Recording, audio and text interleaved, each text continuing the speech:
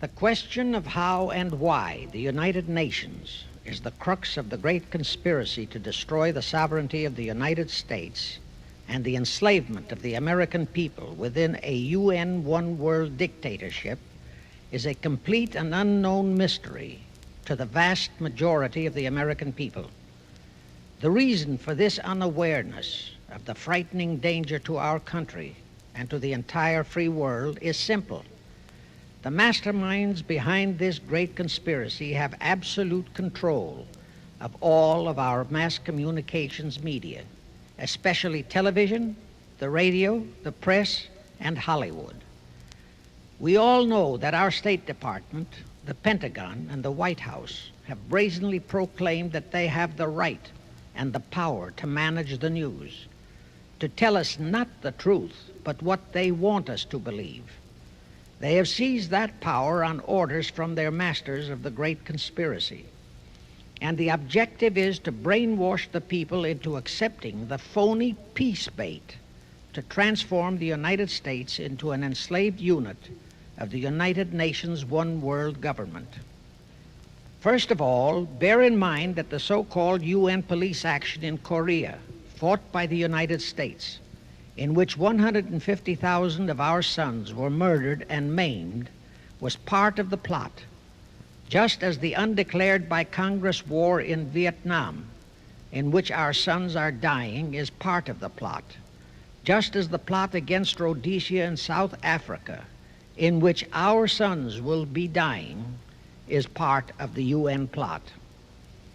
However, the vitally important thing for all Americans, all you mothers of the boys who died in Korea and are now dying in Vietnam, to know is that our so-called leaders in Washington, whom we elected to safeguard our nation and our Constitution, are the betrayers, and that behind them are a comparatively small group of men whose sole objective is to enslave the whole world of humanity in their satanic plot of one world government. Now, in order to give you a very clear picture of this satanic plot, I will go back to its beginning, clear back in the middle of the 18th century, and name the men who put that plot into action, and then bring you down to the present, today's status of that plot. Now, as a matter of further intelligence, a term used by the FBI, let me clarify the meaning of the expression, "He is a liberal." The enemy, meaning the one world conspirators, have seized upon that word liberal as a cover-up for their activities. It sounds so innocent and so humanitarian to be liberal. Will make sure that the person who calls himself a liberal or is described as a liberal is not in truth a red. Now then, this satanic plot was launched back in the 1760s when it first came into existence under the name of the Illuminati. This Illuminati was organized by one Adam Weishaupt, born a Jew, who was converted to Catholicism and became a Catholic priest, and then, at the behest of the then newly organized House of Rothschild, defected and organized the Illuminati. Naturally, the Rothschilds financed that operation. And every war since then, beginning with the French Revolution, has been promoted by the Illuminati, operating under various names and guises. I say under various names and guises because after the Illuminati was exposed and became too notorious, Weishaupt and his co-conspirators began to operate under various other names. In the United States, immediately after World War I, they set up what they called the Council on Foreign Relations, commonly referred to as the CFR. And this CFR is actually the Illuminati in the United States. And its hierarchy, the masterminds in control of the CFR, to a very great extent are the descendants of the original Illuminati conspirators. But to conceal that fact, Most of them changed their original family names to American-sounding names. For example, the true name of the Dillons, Clarence and Douglas Dillon, once Secretary of the U.S. Treasury Department, is Lepowski. I'll come back to all this later. There is a similar establishment of the Illuminati in England, operating under the name of the British Institute of International Affairs. There are similar secret Illuminati organizations in France, Germany, and other nations operating under different names. And all these organizations, including the CFR, continuously set up numerous subsidiary or front organizations that are infiltrated into every phase of the various nations' affairs. But at all times, the operations of these organizations were and are masterminded and controlled by the internationalist bankers, who in turn were and are controlled by the Rothschilds. The details of how they accomplished the setting up of the CFR in the United States, as also in the other nations, are far too voluminous to be described in this dissertation. But you can find it complete in News Bulletin number 122, entitled UN is Spawn of the Illuminati, and News Bulletin number 123, entitled CFR Completely Unmasked as Illuminati. Both are published by the Cinema Educational Guild, Post Office Box 46205, Hollywood, California. You can get them for 50 cents per copy by writing to that address.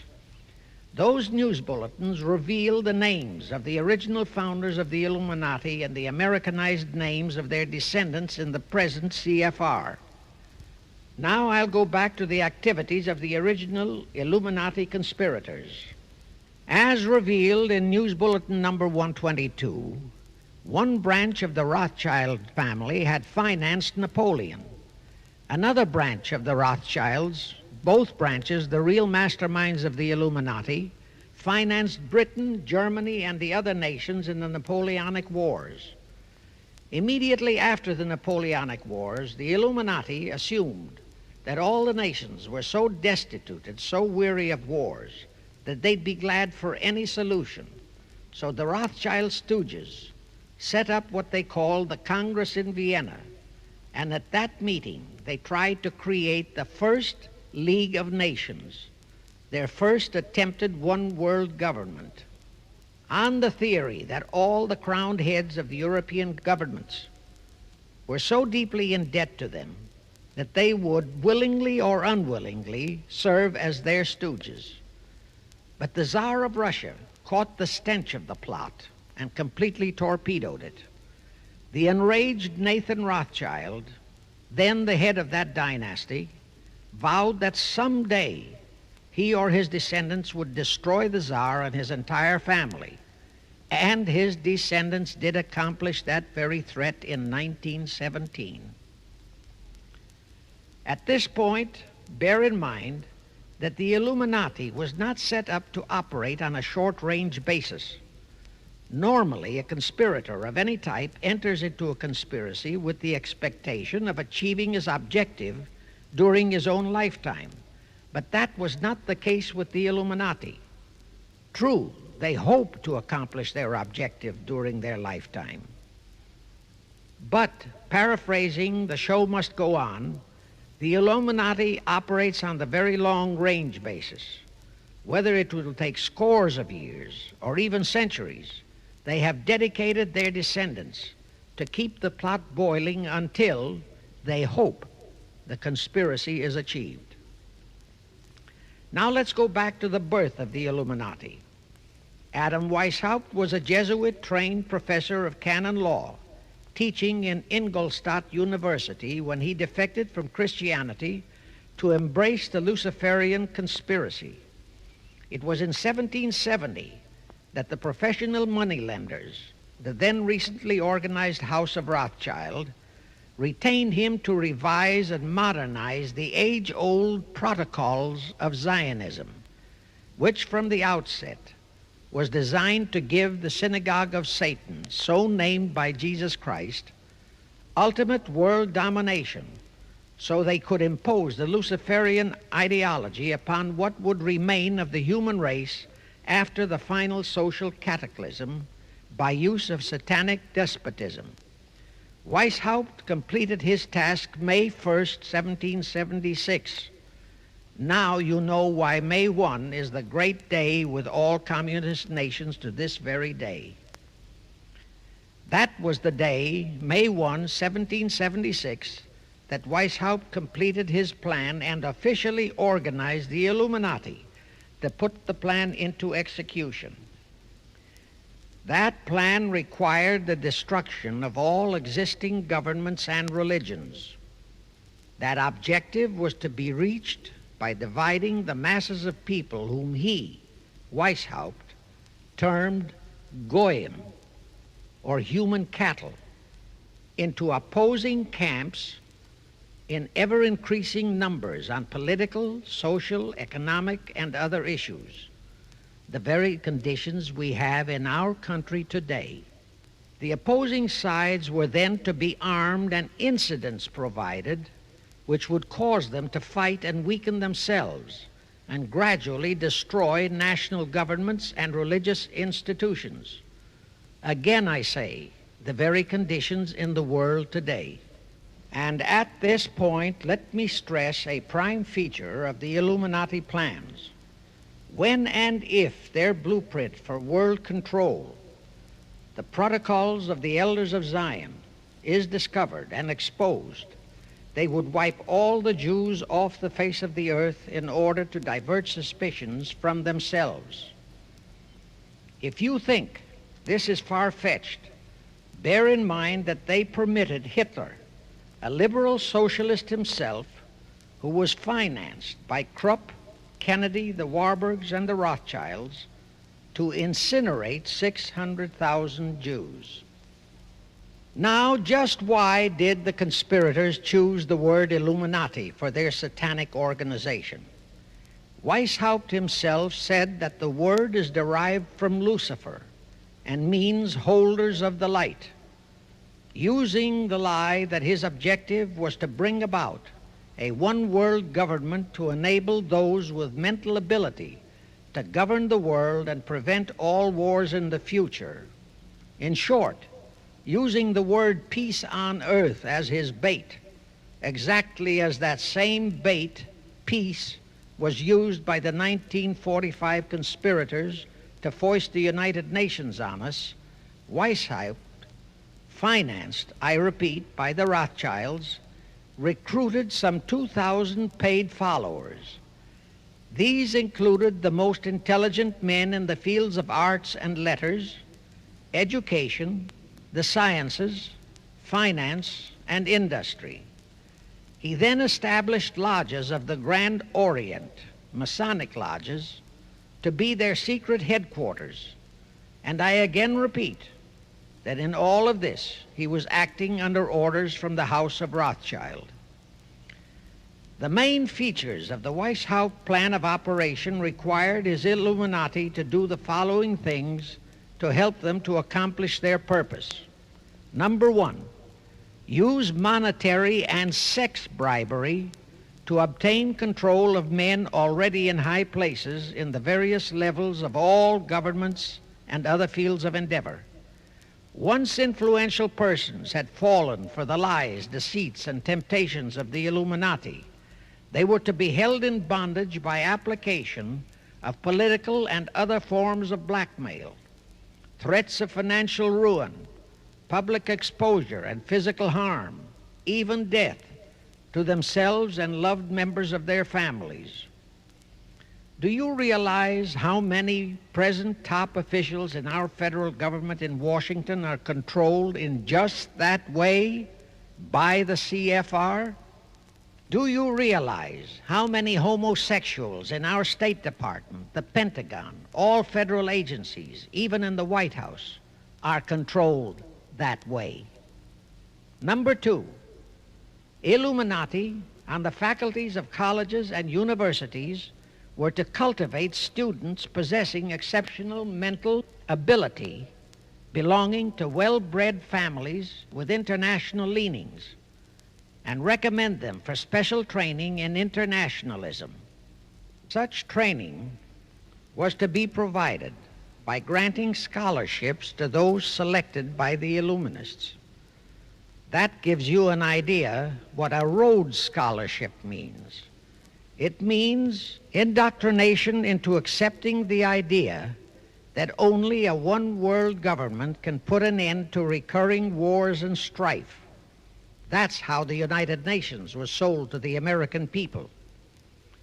One of the most notable Rhodes Scholars we have in our country is Senator William J. Fulbright, sometimes referred to as Half-Bright.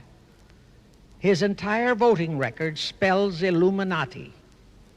All such scholars were to be first persuaded and then convinced that men of special talent and brains have the right to rule those less gifted on the ground that the masses don't know what is best for them physically, mentally, and spiritually.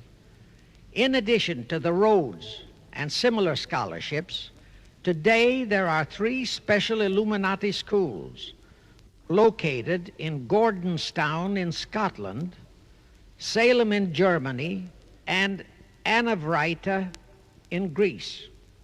These 3 are known ones, but there are others that are kept undercover. Prince Philip, the husband of Britain's Queen Elizabeth, was educated at Gordonstown at the instigation of Lord Louis Mountbatten, his uncle, a Rothschild relative who became Britain's admiral of the fleet after World War II ended.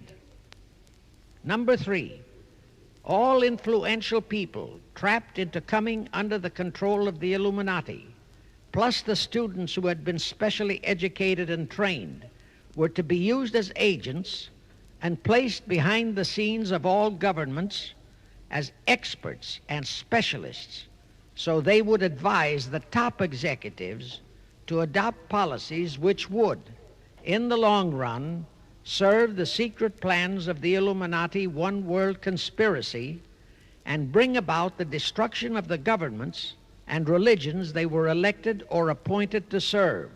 Do you know how many such men operate in our government at this very time? Rusk, McNamara, Hubert Humphrey, Fulbright, Kuchel, and go on and on and on.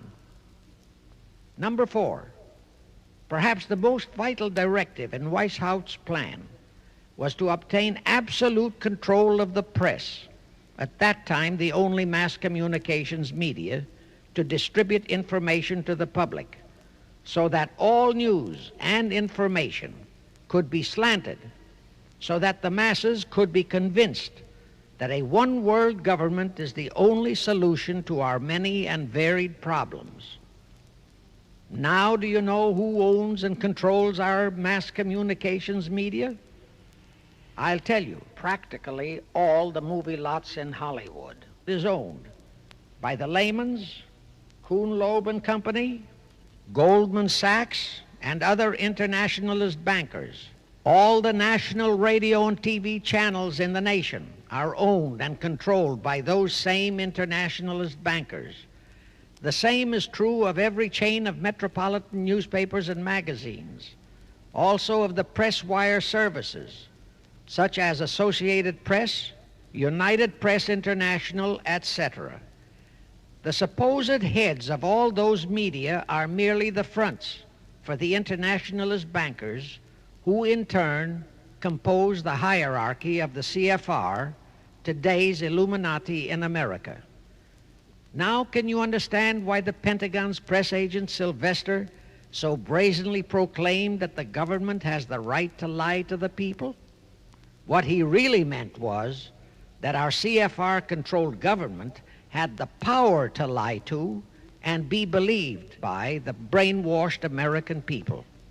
And let's again go back to the first days of the Illuminati.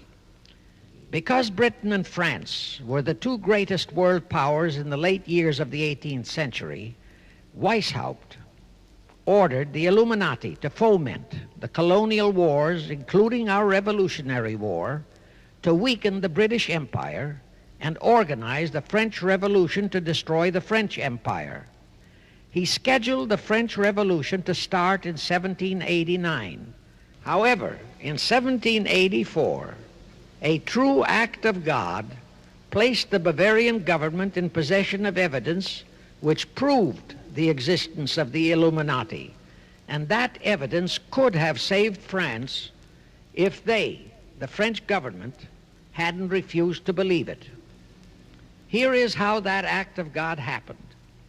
It was in 1874 that Weishaupt issued his orders for the French Revolution. A German writer named Zwack put it into book form. It contained the entire Illuminati story and Weishaupt's plans.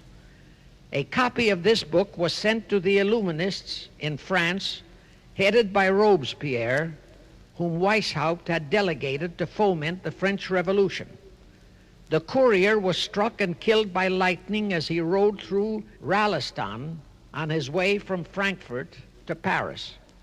The police found the subversive documents on his body and turned them over to the proper authorities. After careful study of the plot, the Bavarian government ordered the police to raid Weishaupt's newly organized lodges of the Grand Orient and the homes of his most influential associates. All additional evidence thus discovered convinced the authorities the documents were genuine copies of the conspiracy by which the Illuminati planned to use wars and revolutions to bring about the establishment of a one-world government, the powers of which they, headed by the Rothschilds, intended to usurp as soon as it was established, exactly in line with the United Nations plot of today. In 1785, the Bavarian government outlawed the Illuminati and closed the lodges of the Grand Orient. In 1786, they published all the details of the conspiracy. The English title of that publication is The Original Writings of the Order and Sect of the Illuminati. Copies of the entire conspiracy were sent to all the heads of church and state in Europe. But the power of the Illuminati, which was actually the power of the Rothschilds, was so great that this warning was ignored. Nevertheless, Illuminati became a dirty word, and it went underground. At the same time, Weishaupt ordered Illuminists to infiltrate into the lodges of Blue Masonry and form their own secret societies within all secret societies. Only Masons who proved themselves internationalists and those whose conduct proved they had defected from God were initiated into the Illuminati. Thenceforth, the conspirators donned the cloak of philanthropy and humanitarianism to conceal their revolutionary and subversive activities.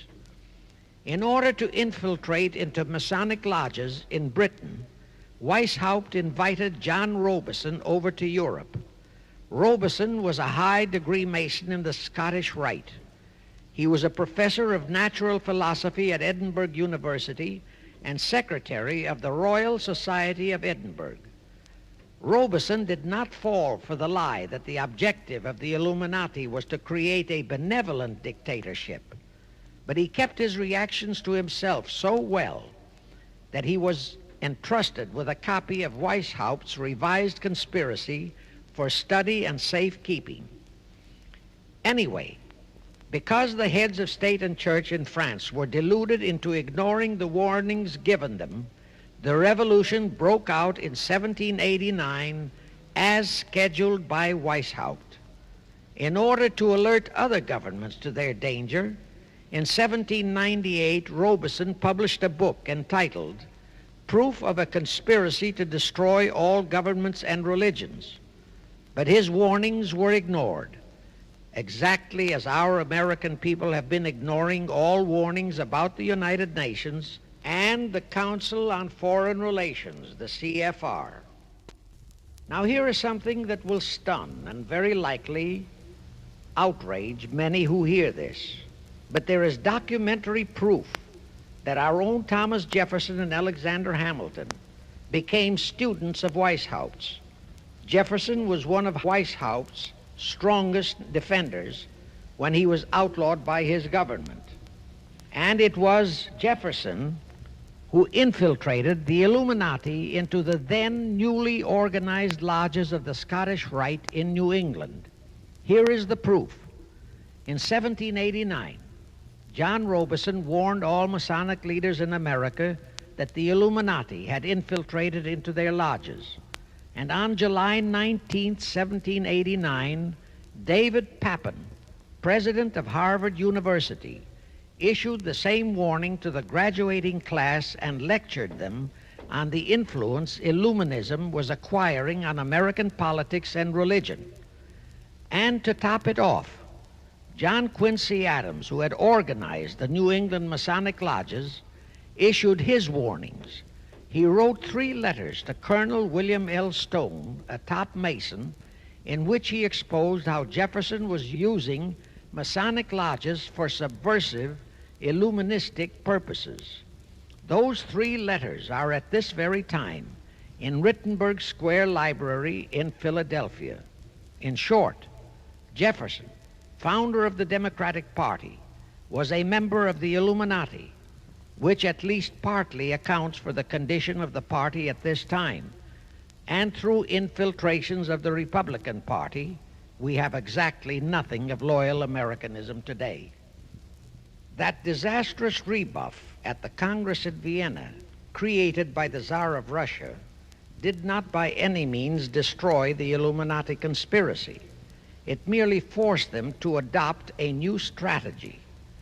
Realizing that the one world idea was, for the moment, killed, the Rothschilds decided that to keep the plot alive, they'd have to do it by heightening their control of the money systems of the European nations.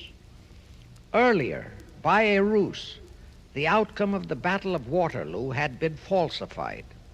Rothschild had spread a story that Napoleon had won that battle. That had precipitated a terrific panic on the stock market in England. All stocks had plummeted down to practically zero, and Nathan Rothschild bought all the stocks for virtually a penny on its dollar values. That gave him complete control of the economy of Britain and virtually of all Europe. So immediately after that Congress in Vienna had boomeranged, Rothschild forced Britain to set up a new Bank of England, which he absolutely controlled. Exactly as later, through Jacob Schiff, he engineered our own Federal Reserve Act, which gave the House of Rothschild a secret control of the economy in the United States. But now for a moment, let's dwell on the activities of the Illuminati in the United States. In 1826, one Captain William Morgan decided it was his duty to inform all Masons and the general public what the full truth was regarding the Illuminati, their secret plans and intended objectives, also reveal the identities of the masterminds of the conspiracy. The Illuminati promptly tried Morgan in absentia and convicted him of treason. They ordered one Richard Howard, an English Illuminist, to carry out their sentence of execution as a traitor. Morgan was warned and he tried to escape to Canada, but Howard caught up with him near the border, near the Niagara Gorge to be exact, where he murdered him. This was verified in a sworn statement made in New York by one Avery Allen to the effect that he heard Howard render his report of the execution to a meeting of Knights Templars in St. John's Hall, New York.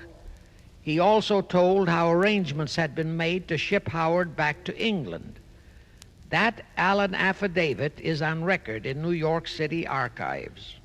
Very few Masons and very few of the general public know that general disapproval over that incident of murder caused approximately half of all the Masons in the northern jurisdiction of the United States to secede. Copies of the minutes of the meeting held to discuss that matter are still in existence in safe hands, and that all that secrecy emphasizes the power of the masterminds of the Illuminati to prevent such terrible events of history from being taught in our schools. In the early 1850s, the Illuminati held a secret meeting in New York, which was addressed by a British Illuminist named Wright.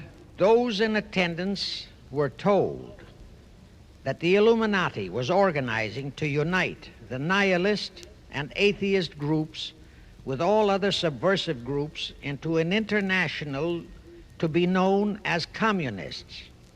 That was when the word communist first came into being, and it was intended to be the supreme weapon and scare word to terrify the whole world and drive the terrorized peoples into the Illuminati one world scheme. This scheme, communism, was to be used to enable the Illuminati to foment future wars and revolutions. Clinton Roosevelt, a direct ancestor of Franklin Roosevelt, Horace Greeley and Charles Dana, foremost newspaper publishers of that time, were appointed to head a committee to raise funds for the new venture. Of course, most of the funds were provided by the Rothschilds. And this fund was used to finance Karl Marx and Engels when they wrote Das Kapital and the Communist Manifesto in Soho, England.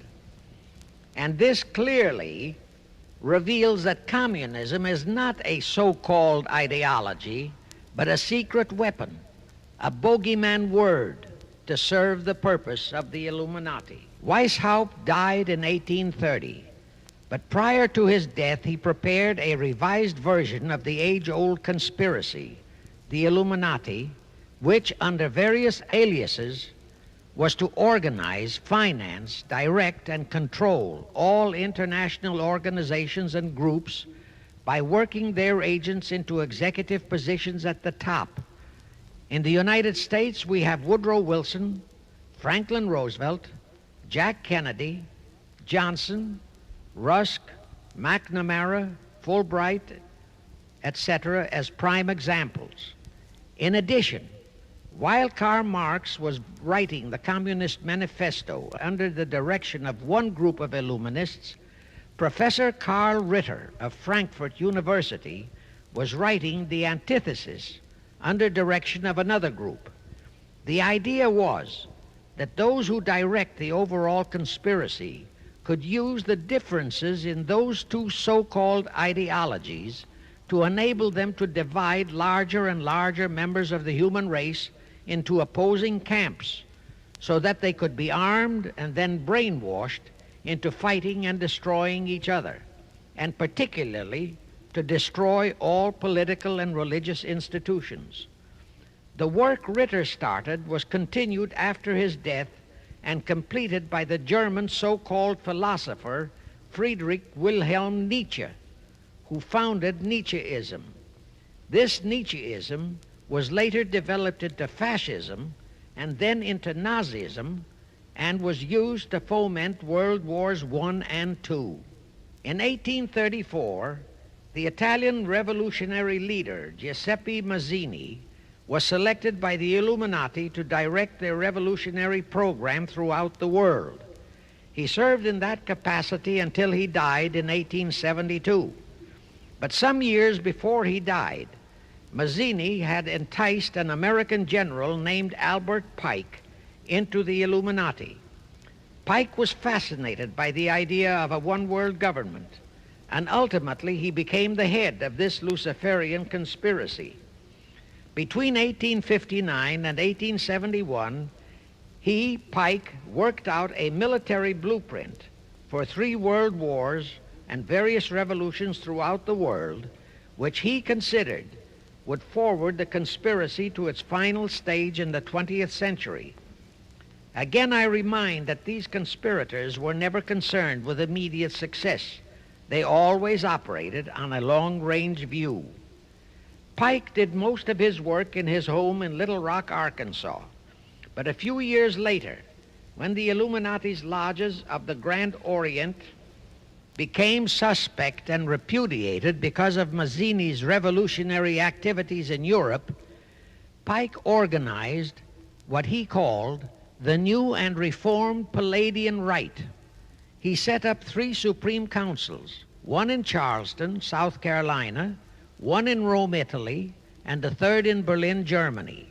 He had Mazzini establish 23 subordinate councils in strategic locations throughout the world.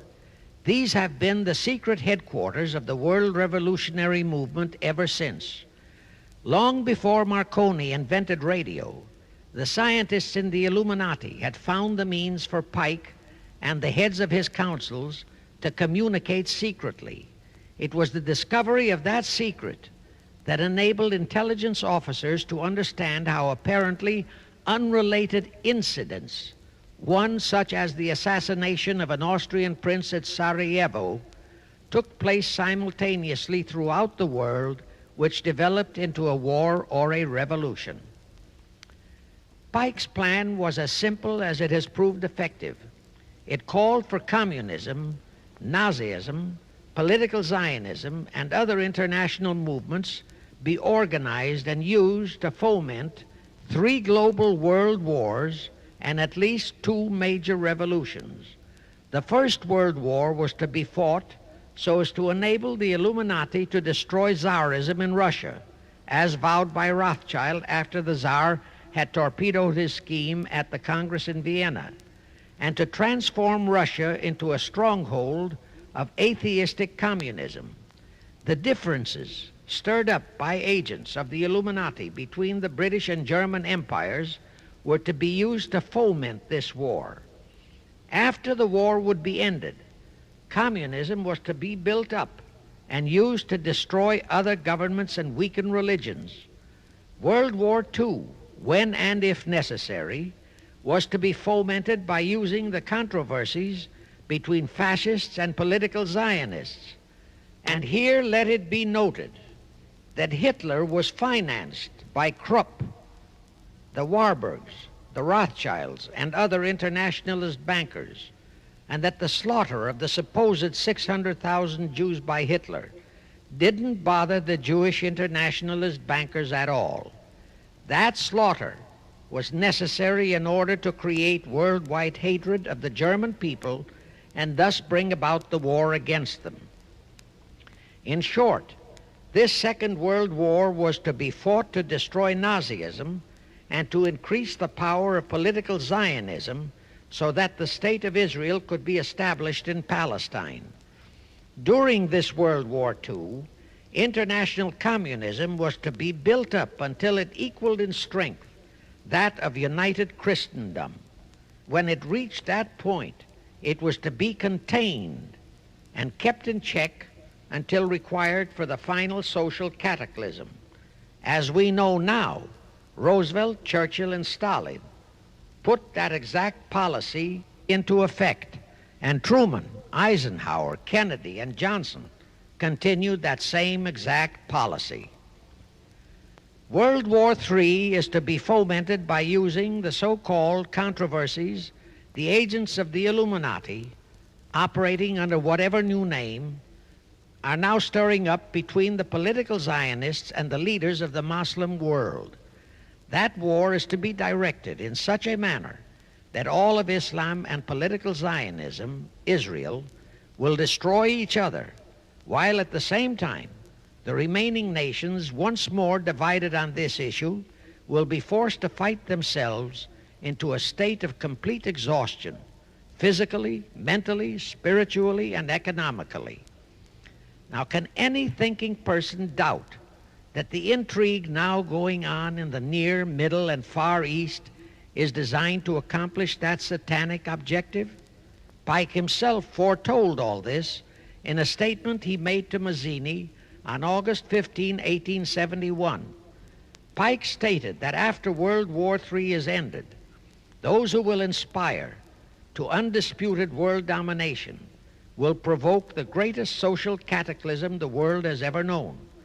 Quoting his own words, taken from the letter he wrote to Mazzini, and which letter is now catalogued in the British Museum in London, England, he said, "We shall unleash the nihilists and the atheists, and we shall provoke a great social cataclysm which in all its horror will show clearly to all nations the effect of absolute atheism, the origin of savagery and of most bloody turmoil.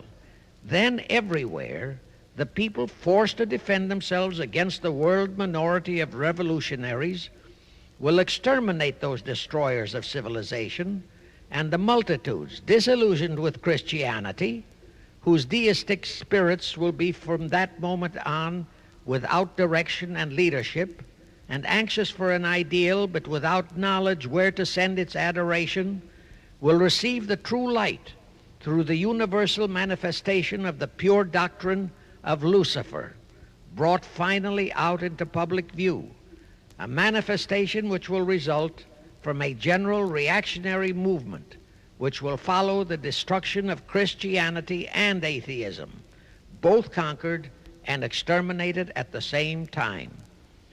When Mazzini died in 1872, Pike made another Italian revolutionary leader named Adrian Lemmy his successor. Lemmy, in turn, was succeeded by Lenin and Trotsky, then by Stalin.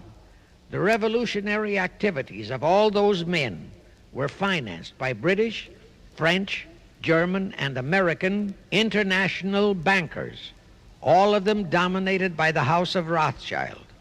We are supposed to believe that the international bankers of today, like the money changers of Christ's day, are only the tools or agents of the great conspiracy, but actually they are the masterminds behind all of it.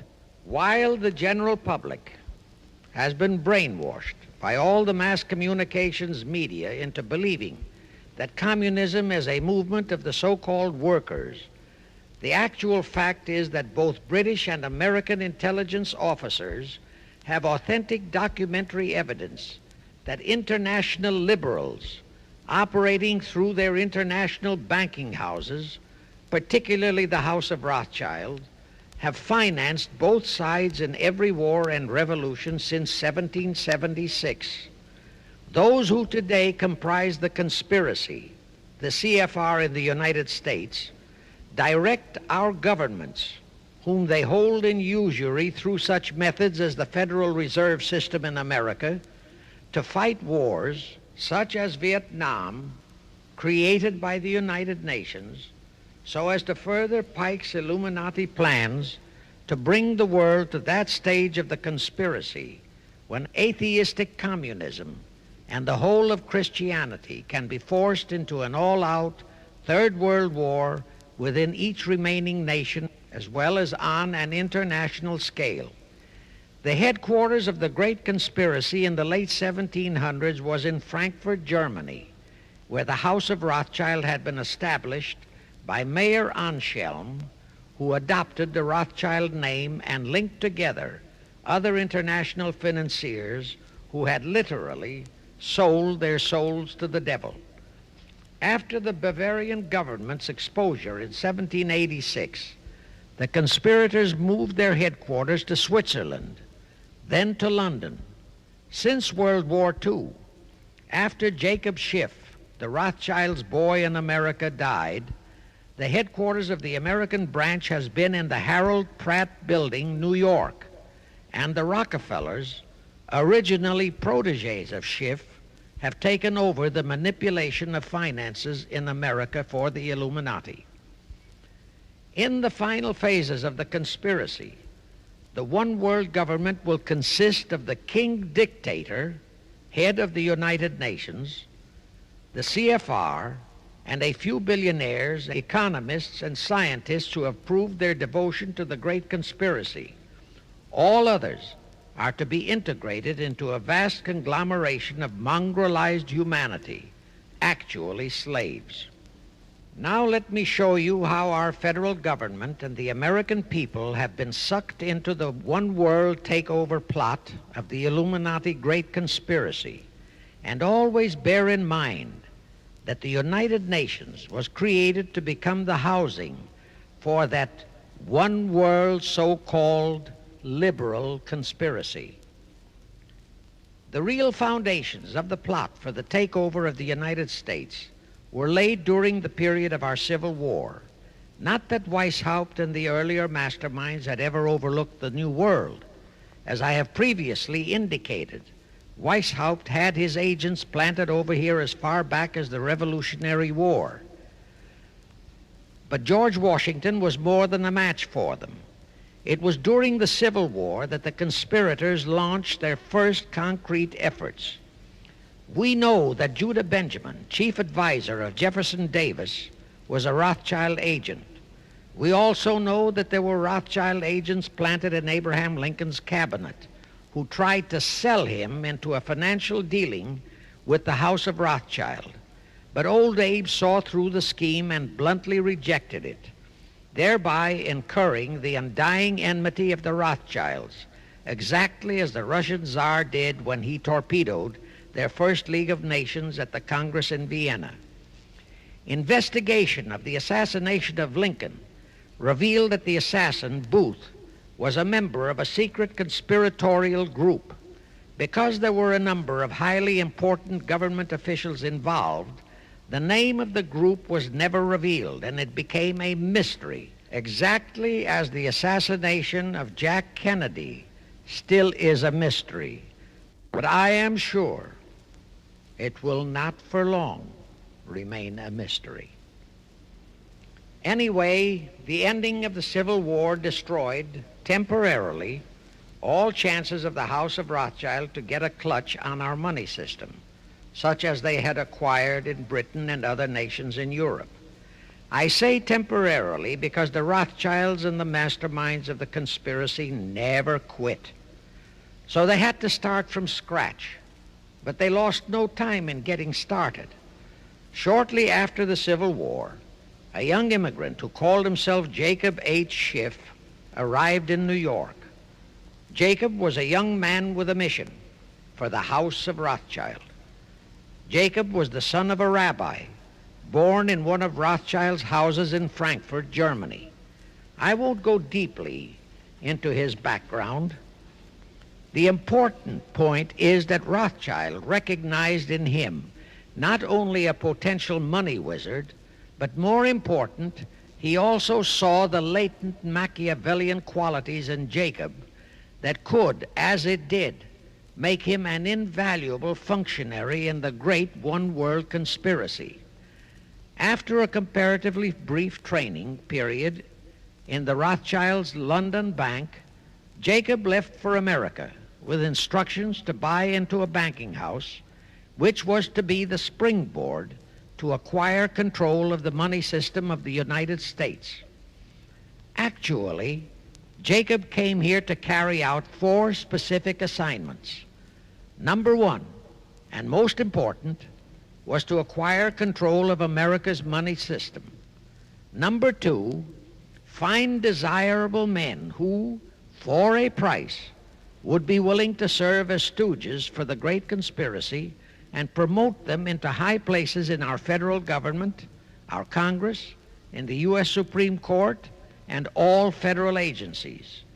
Number 3, create minority group strife throughout the nations, particularly between whites and blacks. Number 4, create a movement to destroy religion in the United States, but Christianity to be the chief target. Earlier, I stated that Jacob Schiff came to America with orders by Rothschild to carry out 4 specific directives. The first and most important one was to get control of the United States money system. Let's trace Schiff's step to accomplish that directive. As a first step, he had to buy into a banking house, but it had to be the kind of a house that he could absolutely control and mold for that primary objective of entrapping our U.S. money system. After carefully scouting around, Jacob bought a partnership in a firm that called itself Kuhn and Loeb. Like Schiff, Kuhn and Loeb were immigrants from German Jewish ghettos. They came to the United States in the mid-1840s. Both started their business careers as itinerant pack peddlers. In the early 1850s, they pooled their interests and set up a merchandising store in Lafayette, Indiana, under the firm name of Kuhn and Loeb, servicing the covered wagon settlers on their way west.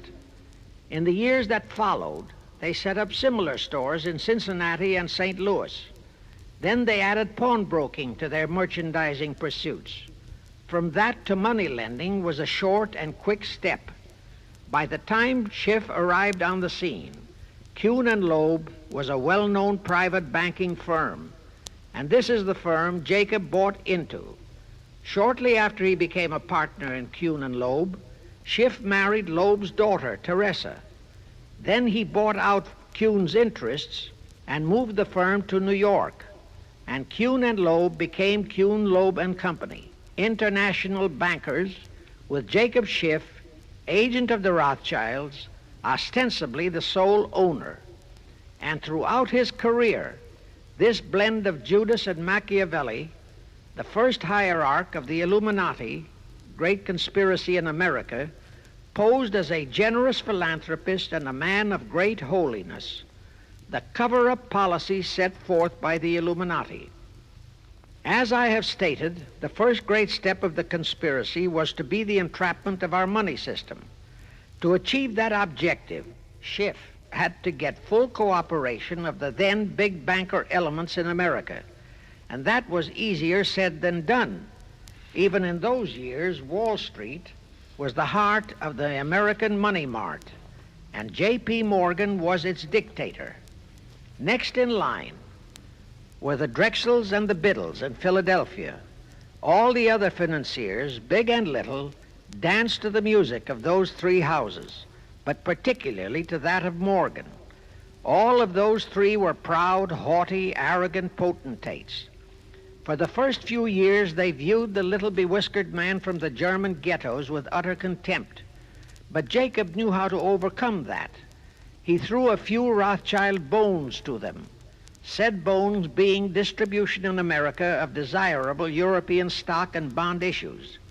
Then he discovered he had a still more potent weapon in his hands in the following. It was in the decades following our Civil War that our industries began to burgeon. We had great railroads to build. The oil, mining, steel, textile industries were bursting out of their swaddling clothes. All that called for vast financing. Much of that financing had to come from abroad. That meant the House of Rothschild, and that was when Schiff came into his own. He played a very crafty game. He became the patron saint of John D. Rockefeller, Edward R. Harriman, and Andrew Carnegie.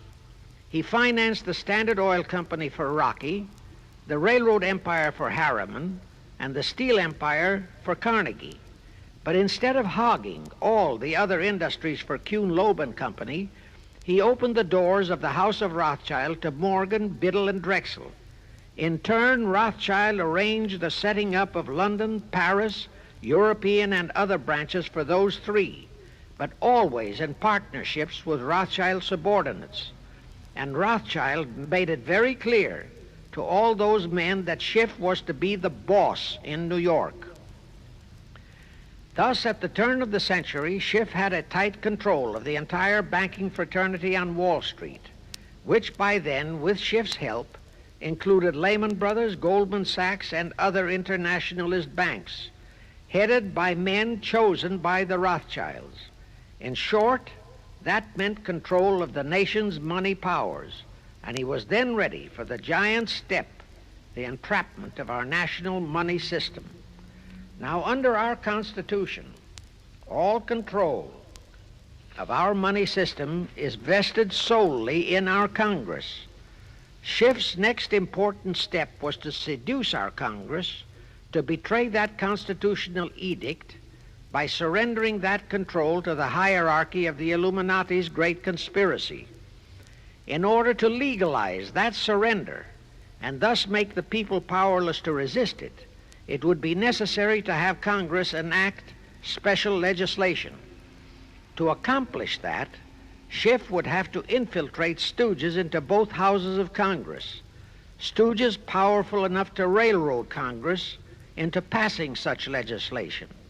Equally, or even more important, he would have to plant a stooge in the White House, a president without integrity and without scruples, who would sign that legislation into law. To accomplish that, he had to get control of either the Republican or the Democratic Party.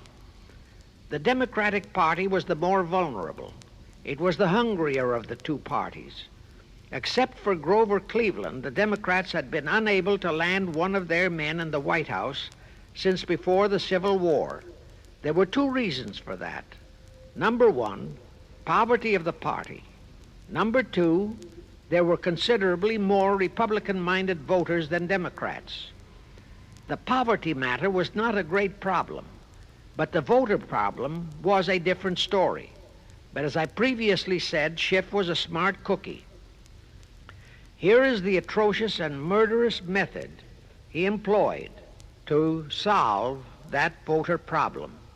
His solution emphasizes how very little the Jewish internationalist bankers care about their own racial brethren, as you shall see.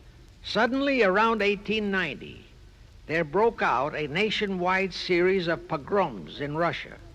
Many, many thousands of innocent Jews, men, women, and children, were slaughtered by the Cossacks and other peasants. Similar pogroms with similar slaughter of innocent Jews broke out in Poland, Romania, and Bulgaria. All those pogroms were fomented by Rothschild agents. As a result, Jewish terrified refugees from all those nations swarmed into the United States, and that continued throughout the next 2 or 3 decades because the pogroms were continuous through all those years.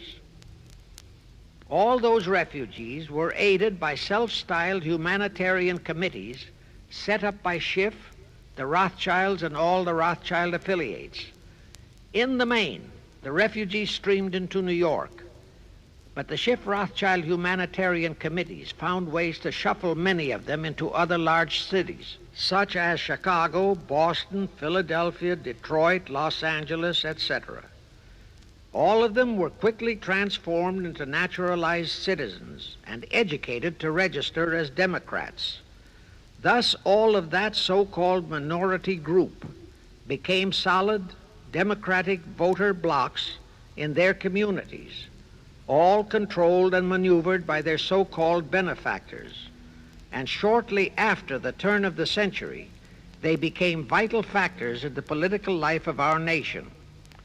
That was one of the methods Schiff employed to plant men like Nelson Aldrich in our Senate and Woodrow Wilson in the White House. At this point, let me remind you of another of the important jobs that was assigned to Schiff when he was dispatched to America. I refer to the job of destroying the unity of the American people by creating minority group and racial strife.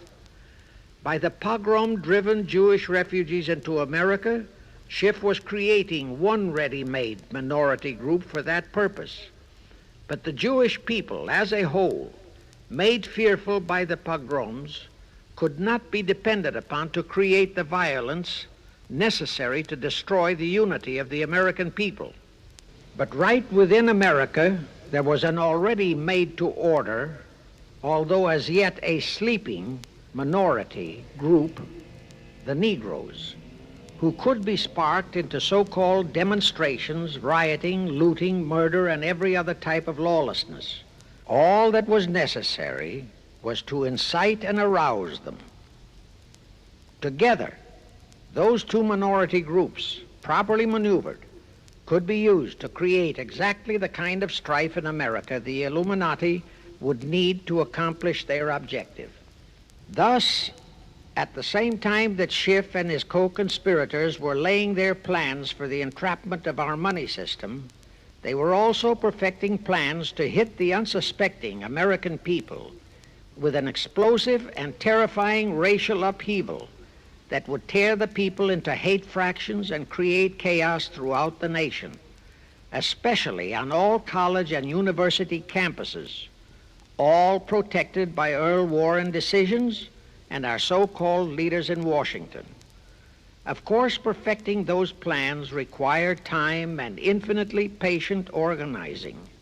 Now, to remove all doubts, I'll take a few moments to give you documentary proof of this racial strife plot.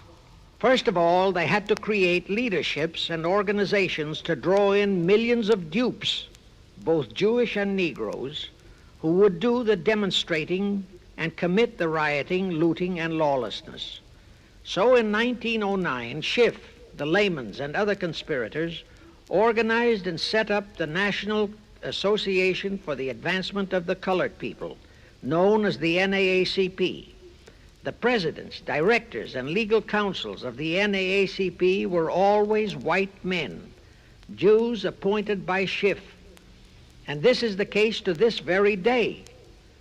Then, in 1913, the Schiff Group organized the Anti-Defamation League of the B'nai B'rith, commonly known as the ADL, to serve as the Gestapo and hatchet man outfit for the entire great conspiracy.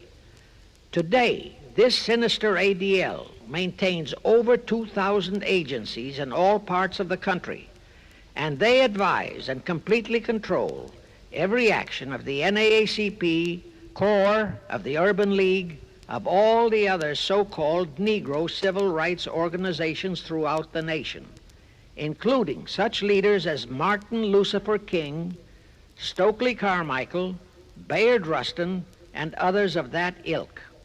In addition, the ADL acquired absolute control of the advertising budgets of many department stores, hotel chains, and TV and radio industrialist sponsors, also advertising agencies, in order to control practically all the mass communications media and force every loyal newspaper to slant and falsify the news, and to further incite and at the same time create sympathy for the lawlessness and violence of the Negro mobs. Here is documentary proof of the beginning of their deliberate plot to foment the Negroes into all their lawlessness. Around 1910, one Israel Zangwill wrote a play entitled The Melting Pot. It was sheer propaganda to incite the Negroes and Jews, because the play purportedly visualized how the American people were discriminating against and persecuting Jews and Negroes. At that time, nobody seemed to realize that it was a propaganda play. It was that cleverly written. The propaganda was well wrapped up in the truly great entertainment in the play, and it was a big Broadway hit. Now, in those years, the legendary Diamond Jim Brady used to throw a banquet at the famous Delmonico restaurant in New York after the opening performance of a popular play. He threw such a party for the cast of The Melting Pot, its author, producer, and chosen Broadway celebrities. By then, I'd already made a personal mark on the Broadway theater and was invited to that party. There I met George Bernard Shaw and a Jewish writer named Israel Cohen. Zangwill, Shaw, and Cohen were the triumvirate who created the Fabian Society in England and had worked closely with a Frankfurt Jew named Mordecai, who had changed his name to Karl Marx. But remember, at that time, both Marxism and communism were just emerging, and nobody paid much attention to either, and nobody suspected the propaganda in the writings of those three really brilliant writers. At that banquet, Israel Cohen told me he was then engaged in writing a book which was to be a follow-up on Zangwill's The Melting Pot. The title of his book was to be A Racial Program for the 20th Century.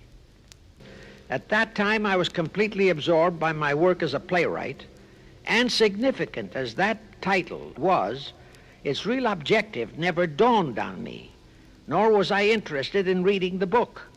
But it suddenly hit me with the force of a hydrogen bomb when I received a newspaper clipping of an item published by the Washington, D.C. Evening Star in May 1957. That item was a verbatim reprint of the following excerpt in Israel Cohen's book, A Racial Program for the 20th Century, and it reads, as I quote, "We must realize that our party's most powerful weapon is racial tension. By propounding into the consciousness of the dark races that for centuries they have been oppressed by the whites, we can mold them to the program of the Communist Party. In America, we will aim for subtle victory. While inflaming the Negro minority against the whites, we will instill in the whites a guilt complex for their exploitation of the Negroes. We will aid the Negroes to rise to prominence in every walk of life, in the professions and in the world of sports and entertainment. With this prestige, the Negro will be able to intermarry with the whites and begin a process which will deliver America to our cause." That same excerpt was entered into the congressional record of June 7, 1957 by Representative Thomas G. Abernathy. Thus the authenticity of that passage in Cohen's book was fully established. But the one question that remained in my mind was whether it represented the official policy or plot of the Communist Party or just a personal expression of Cohen himself. Hence I sought more proof, and I found it. In an official pamphlet published in 1935 by the New York Communist Party's official Workers' Library Publishers. That pamphlet was entitled, "The Negroes in a Soviet America." It urged the Negroes to rise up, form a Soviet state in the South, and apply for admission to the Soviet Union. It contained a firm pledge that the revolt would be supported by all American Reds and all so-called liberals. On page 38, it promised that a Soviet government would confer greater benefits to Negroes than to whites. And again, this official communist pamphlet pledged that, I quote, "Any act of discrimination or prejudice against a Negro will become a crime under the revolutionary law," unquote. That statement proved that the excerpt in Israel Cohen's book, published in 1913, was an official edict of the Communist Party and directly in line with the Illuminati blueprint for world revolution issued by Weishaupt and later by Albert Pike. Now there's only one question, and that is to prove that the communist regime is directly controlled by the American Jacob Schiff and London Rothschild masterminds of the Great Conspiracy. A little later, I will provide that proof that will remove even a remote doubt that the Communist Party, as we know it, was created by those masterminds, capitalists, if you will note, that Schiff, the Warburgs, and the Rothschilds planned and financed the entire Russian Revolution, also the murder of the Tsar and his family, and that Lenin, Trotsky, and Stalin took their orders directly from Schiff and the other capitalists whom they supposedly are fighting. Now can you see why the vile Earl Warren and his equally vile co-Supreme Court justices issued that infamous and treasonous desegregation decision in 1954? It was to aid and abet the plot of the Illuminati conspirators to create tension and strife between Negroes and whites. Can you see why the same Earl Warren issued his decision prohibiting Christian prayers and Christmas carols in our schools? It was done to destroy Christianity. Can you see why Eisenhower, despite all the rigid constitutional prohibitions, sent federal troops into a southern state to enforce the desegregation decision? Why Kennedy did likewise? And can you see why Johnson and 66 senators, despite the protests of 90% of the American people, voted for the Consular Treaty, which opens our entire country to Russian spies and saboteurs? All those 66 senators are 20th century Benedict Arnolds. It is up to you and you, all of the American people, to force Congress, our elected servants, to haul in those American traitors for impeachments, and that when proven guilty, they all be given the punishment prescribed for traitors who aid and abet our enemies. And that includes the forcing of rigid investigations by Congress of the CFR and all their fronts, such as the ADL, the NAACP, SNCC, and such Illuminati tools as Martin Lucifer King. Such investigations will completely unmask all the leaders in Washington and the Illuminati and all their affiliations and affiliates as traitors carrying out the Illuminati plot. It will completely unmask the United Nations as the intended crux of the entire plot and force Congress to take the U.S. out of the UN and hurl the UN out of the U.S. In fact, it will destroy the UN and the entire plot. Before I close this phase, I wish to reiterate and stress one vital point, which I urge you to never forget if you wish to save our country for your children and their children. Here is the point. Every unconstitutional and unlawful act committed by Woodrow Wilson, by Franklin Roosevelt, by Truman, Eisenhower, and Kennedy, and are now being committed by Johnson, is exactly in line with the Illuminati conspirators' centuries-old plot outlined by Weishaupt and Albert Pike. Every vicious decision issued by the traitorous Earl Warren and his equally traitorous Supreme Court justices was directly in line with what the Illuminati blueprint required. That all the treason committed by our State Department under Rusk and earlier by John Foster Dulles and Marshall, also all the treason committed by McNamara and his predecessors, is directly in line with that same Illuminati blueprint for the takeover of the world. Also the amazing treason by various members of our Congress, especially by the 66 senators who signed for the Consular Treaty, has been committed on orders from the Illuminati. Now I will go back to Jacob Schiff's entrapment of our money system and the treasonous actions that followed. It will also reveal the Schiff-Rothschild control of not only Karl Marx, but of Lenin, Trotsky, and Stalin, who created the revolution in Russia and set up the Communist Party. It was in 1908 that Schiff decided the time had come for his seizure of our money system. His chief lieutenants in that seizure were Colonel Edward Mandel House, whose entire career was that of chief executive and courier for Schiff, as I shall show, Bernard Baruch, and Herbert Lehman. In the fall of that year, they assembled in secret conclave at the Jekyll Island Hunt Club, owned by J.P. Morgan at Jekyll Island, Georgia. Among those present were J.P. Morgan, John D. Rockefeller, Colonel House, Senator Nelson Aldrich, Schiff, Stillman and Vanderlip of the New York National City Bank, W.N.J. Seligman, Eugene Meyer, Bernard Baruch, Herbert Lehman, Paul Warburg, in short, all of the international bankers in America, all of them members of the hierarchy of the Illuminati's great conspiracy. A week later, they emerged with what they called the Federal Reserve System.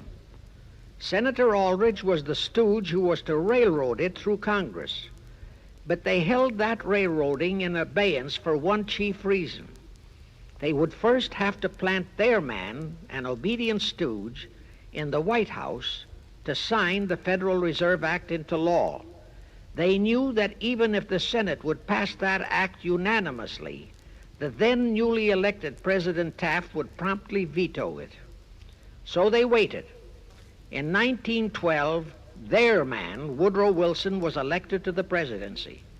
Immediately after Wilson was inaugurated, Senator Aldrich railroaded the Federal Reserve Act through both houses of Congress, and Wilson promptly signed it, and the Federal Reserve Act became law.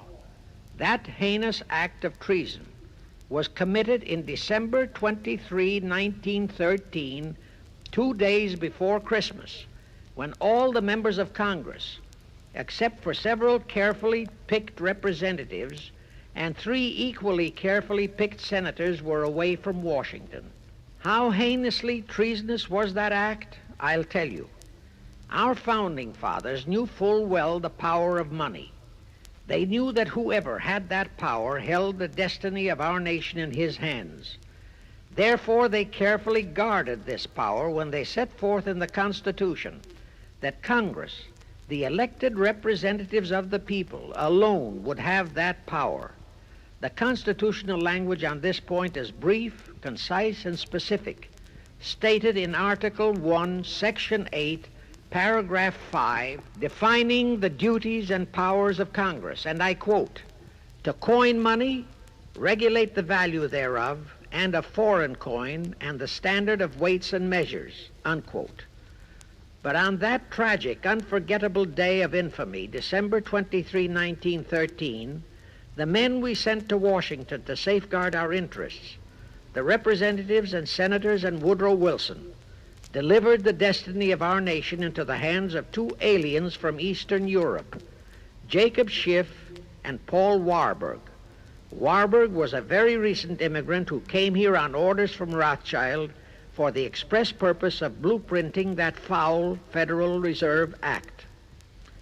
Now, the vast majority of the American people think that the Federal Reserve System is a United States government-owned agency. That is positively false. All of the stock of the Federal Reserve banks is owned by the member banks, and the heads of the member banks are all members of the hierarchy of the great Illuminati conspiracy known today as the CFR. The details of that act of treason in which many traitorous so-called Americans participated are far too long for this recording, but all those details are available in a book entitled The Federal Reserve Conspiracy, written by Eustace Mullins. In that book, Mullins tells the entire horrifying story and backs it up with unquestionable documentations. Aside from it being a truly fascinating and shocking story of that great betrayal, every American should read it as a matter of vital intelligence for the time when the whole American people will finally come awake and smash the entire conspiracy. And with God's help, that awakening will surely come. You can get a copy of that book from the publishers, the Christian Educational Association, 530 Chestnut Street, Union, New Jersey. Now, if you think that those aliens and their by accident of birth American co-conspirators would be content with just the control of our money system, you're in for another very sad shock. The Federal Reserve System gave the conspirators complete control of our money system, but it in no way touched the earnings of the people, because the Constitution positively forbids what is now known as the 20% withholding tax. But the Illuminati blueprint for one-world enslavement called for the confiscation of all private property and control of individual earning powers. This, and Karl Marx stressed that feature in his blueprint, had to be accomplished by a progressive graduated income tax. As I stated, such a tax could not lawfully be imposed upon the American people. It is succinctly and expressly forbidden by our Constitution. Thus, only an amendment to the Constitution could give the federal government such confiscatory powers. Well, that too was not an insurmountable problem for our Machiavellian plotters. The same elected leaders in both houses of Congress and the same Mr. Woodrow Wilson, who signed the infamous Federal Reserve Act into law, amended the Constitution to make the federal income tax, known as the 16th Amendment, a law of the land. Both are illegal under our Constitution. In short, the same traitors signed both betrayals, the Federal Reserve Act and the 16th Amendment, into law. However, it seems that nobody ever realized that the 16th Amendment was set up to rob, and I do mean rob, the people of their earnings via the income tax provision. The plotters didn't fully use that provision until World War II, when that great humanitarian, Franklin Roosevelt, applied a 20% withholding tax on all small wage earners and up to 90% on higher incomes. Oh, of course, he faithfully promised that it would be only for the duration of the war. But what was a promise to such a charlatan who in 1940, when he was running for his third term, kept proclaiming, I say again and again and again that I will never send American boys to fight on foreign soil. Remember? He was proclaiming that even as he was already preparing to plunge us into World War II by enticing the Japanese into that sneak attack on Pearl Harbor to furnish him with his excuse. And before I forget, let me remind you that another charlatan named Woodrow Wilson used exactly that same campaign slogan in 1916. His slogan was, "Re-elect the man who will keep your sons out of the war." Exactly the same formula, exactly the same promises. But wait, as Al Jolson used to say, you ain't heard nothing yet. That 16th Amendment income tax trap was intended to confiscate, rob, the earnings only of the common herd, you and me. It was not intended to even touch the huge incomes of the Illuminati gang, the Rockefellers, the Carnegies, the Lehmans, and all the other conspirators. So together with that 16th Amendment, they created what they called the tax-free foundations. That would enable the conspirators to transform their huge wealth into such so-called foundations and avoid payment of virtually all income taxes. The excuse for it was that the earnings of those tax-free foundations would be devoted to humanitarian philanthropy. So we now have the several Rockefeller foundations, the Carnegie Endowment Fund, the Ford Foundation, the Mellon Foundation, and hundreds of similar tax-free foundations. And what kind of philanthropy do these foundations support? Well, they finance all the civil rights groups that are creating all the chaos and rioting all over the country. They finance the Martin Lucifer Kings.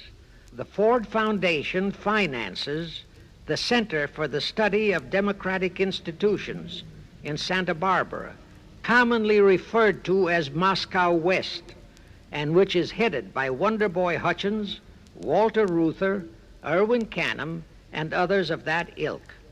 In short, the tax-free foundation financed those who are doing the job for the Illuminati Great Conspiracy. And what are the hundreds of billions of dollars they confiscate every year from the earnings of the common herd, you and me, used for? Well, for one thing, there's the foreign aid gimmick, which gave billions to communist Tito, plus gifts of hundreds of jet planes, many of which were turned over to Castro, plus the costs of training communist pilots so that they can the better shoot down our planes, billions to Red Poland, billions to India, billions to Sukarno, billions to other enemies of the United States.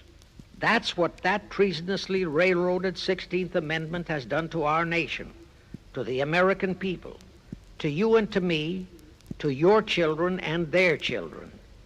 Our CFR Illuminati-controlled federal government can grant tax-free status to all foundations and pro-red one-world outfits, such as the Fund for the Republic.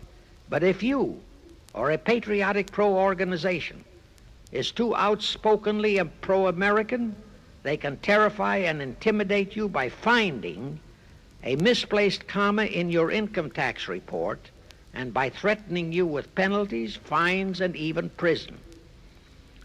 Future historians will wonder how the American people could have been so naive and stupid as to have permitted such audaciously brazen acts of treason as the Federal Reserve Act and the 16th Amendment. Well, they were not naive and they were not stupid. The answer is they trusted the men they elected to safeguard our country and our people, and they just didn't have even an inkling about either betrayal until after each one had been accomplished. It was the Illuminati-controlled mass communications media that kept and is keeping our people naive and stupid and unaware of the treason being committed. Now the great question is, when will the people wake up and do to our traitors of today what George Washington and our founding fathers would have done to Benedict Arnold? Actually, Benedict Arnold was a petty traitor compared to our present traitors in Washington. Now let's go back to the events that followed the rape of our Constitution by the passage of the Federal Reserve Act of the 16th Amendment. With Wilson completely under their control, the masterminds of the great conspiracy put in motion their next and what they hoped would be their final steps to achieve their one world government. The first of those steps was to be World War I. Why war? Simple. The only excuse for a one world government is that it will supposedly ensure peace. The only thing that can make people cry for peace is war. War brings chaos, destruction, exhaustion, to winner as well as to loser. It brings economic ruin to both. Most important, it destroys the flower of the young manhood of both. To the saddened and heartbroken oldsters, the mothers and fathers, who are left with nothing but memories of their beloved sons, peace becomes worth any price. And that is the emotion upon which the conspirators depend for the success of their satanic plot. Throughout the 19th century, from 1814 to 1914, the world as a whole was at peace. Such wars as the Franco-Prussian, our own Civil War, the Russo-Japanese War, were what might be termed local disturbances that did not affect the rest of the world. All the great nations were prosperous, the peoples staunchly nationalistic and fiercely proud of their sovereignties. It was utterly unthinkable that the French and the German peoples would be willing to live under a one-world government, or the Turks and the Russians, or the Chinese and the Japanese.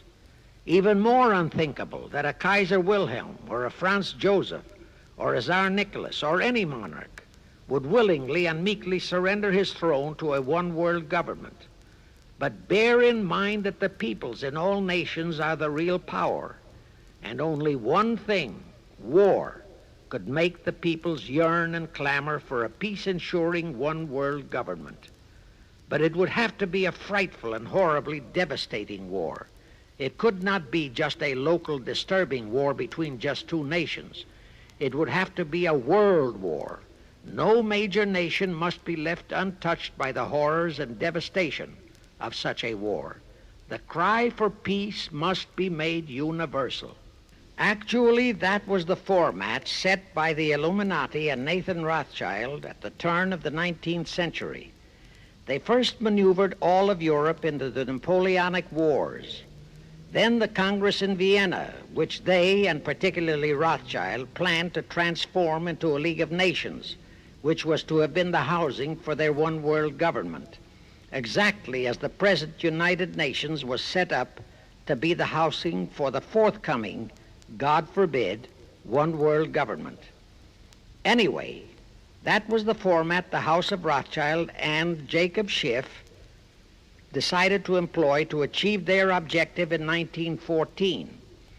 Of course, they knew that that same format had failed in 1814, but they theorized that was only because the Tsar of Russia had torpedoed that scheme.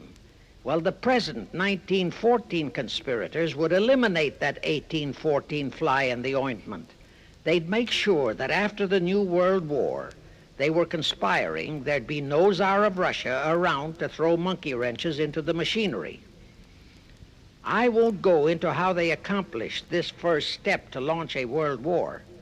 History records that World War I was precipitated by a trivial incident, the kind of incident both Weishaupt and Albert Pike had incorporated in their blueprints.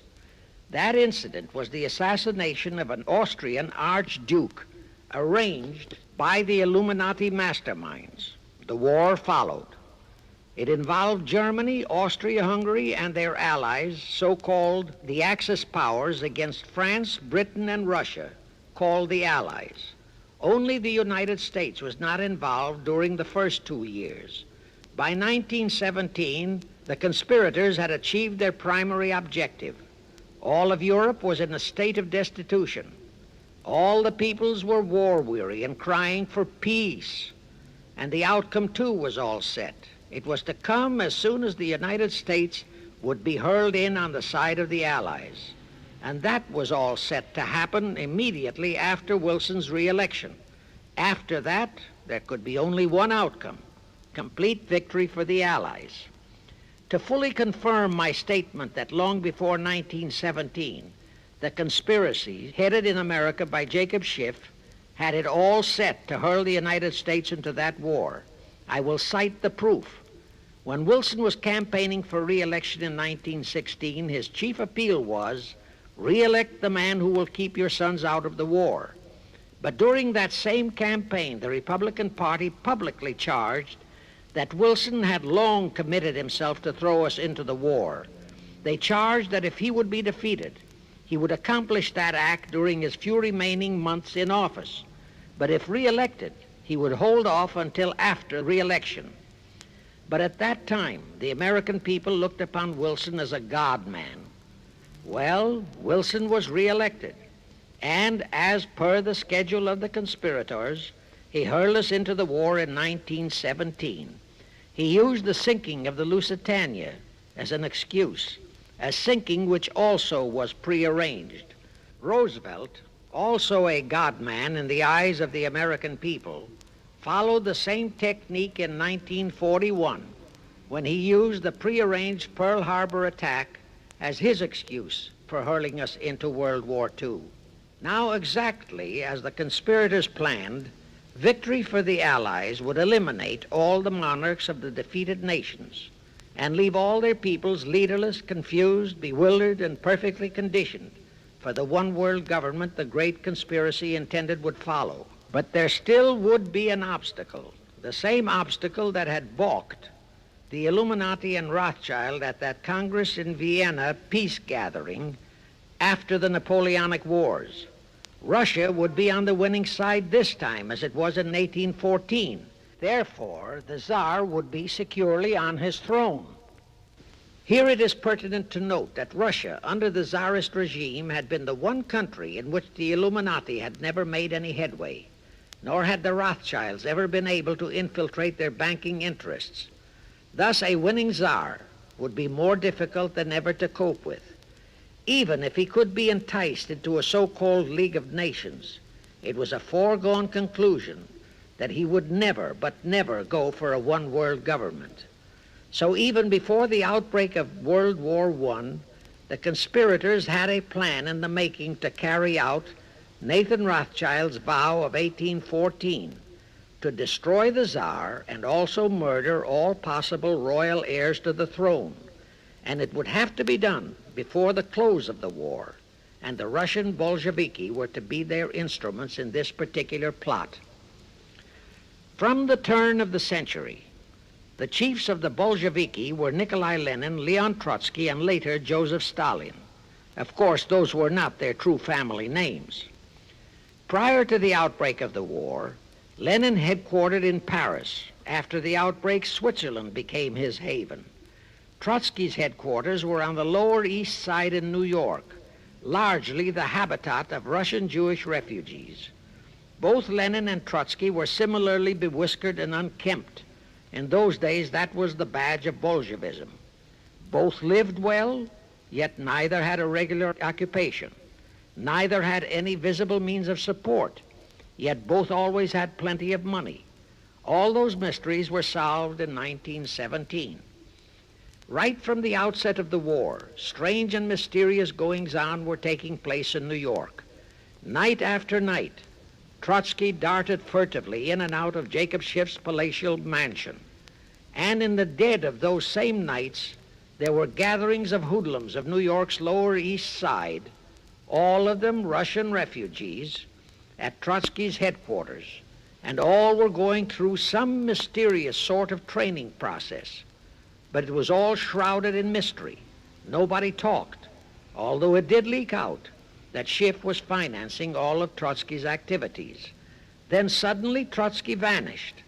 So did approximately 300 of his trained hoodlums.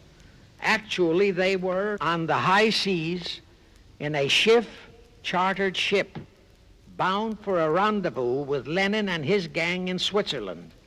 And on that ship was $20 million in gold, the $20 million Schiff provided to finance the Bolsheviki takeover of Russia. In anticipation of Trotsky's arrival, Lenin prepared to throw a party in his Switzerland hideaway. Men of the very highest places in the world were to be guests at that party. Among them were the mysterious Colonel Edward Mandell House, Woodrow Wilson's mentor and palsy-walsy, and more important, Schiff's special and confidential messenger. Another of the expectant guests was Warburg of the Warburg banking clan in Germany, who were financing the Kaiser, and whom the Kaiser had rewarded by making him chief of the secret police of Germany.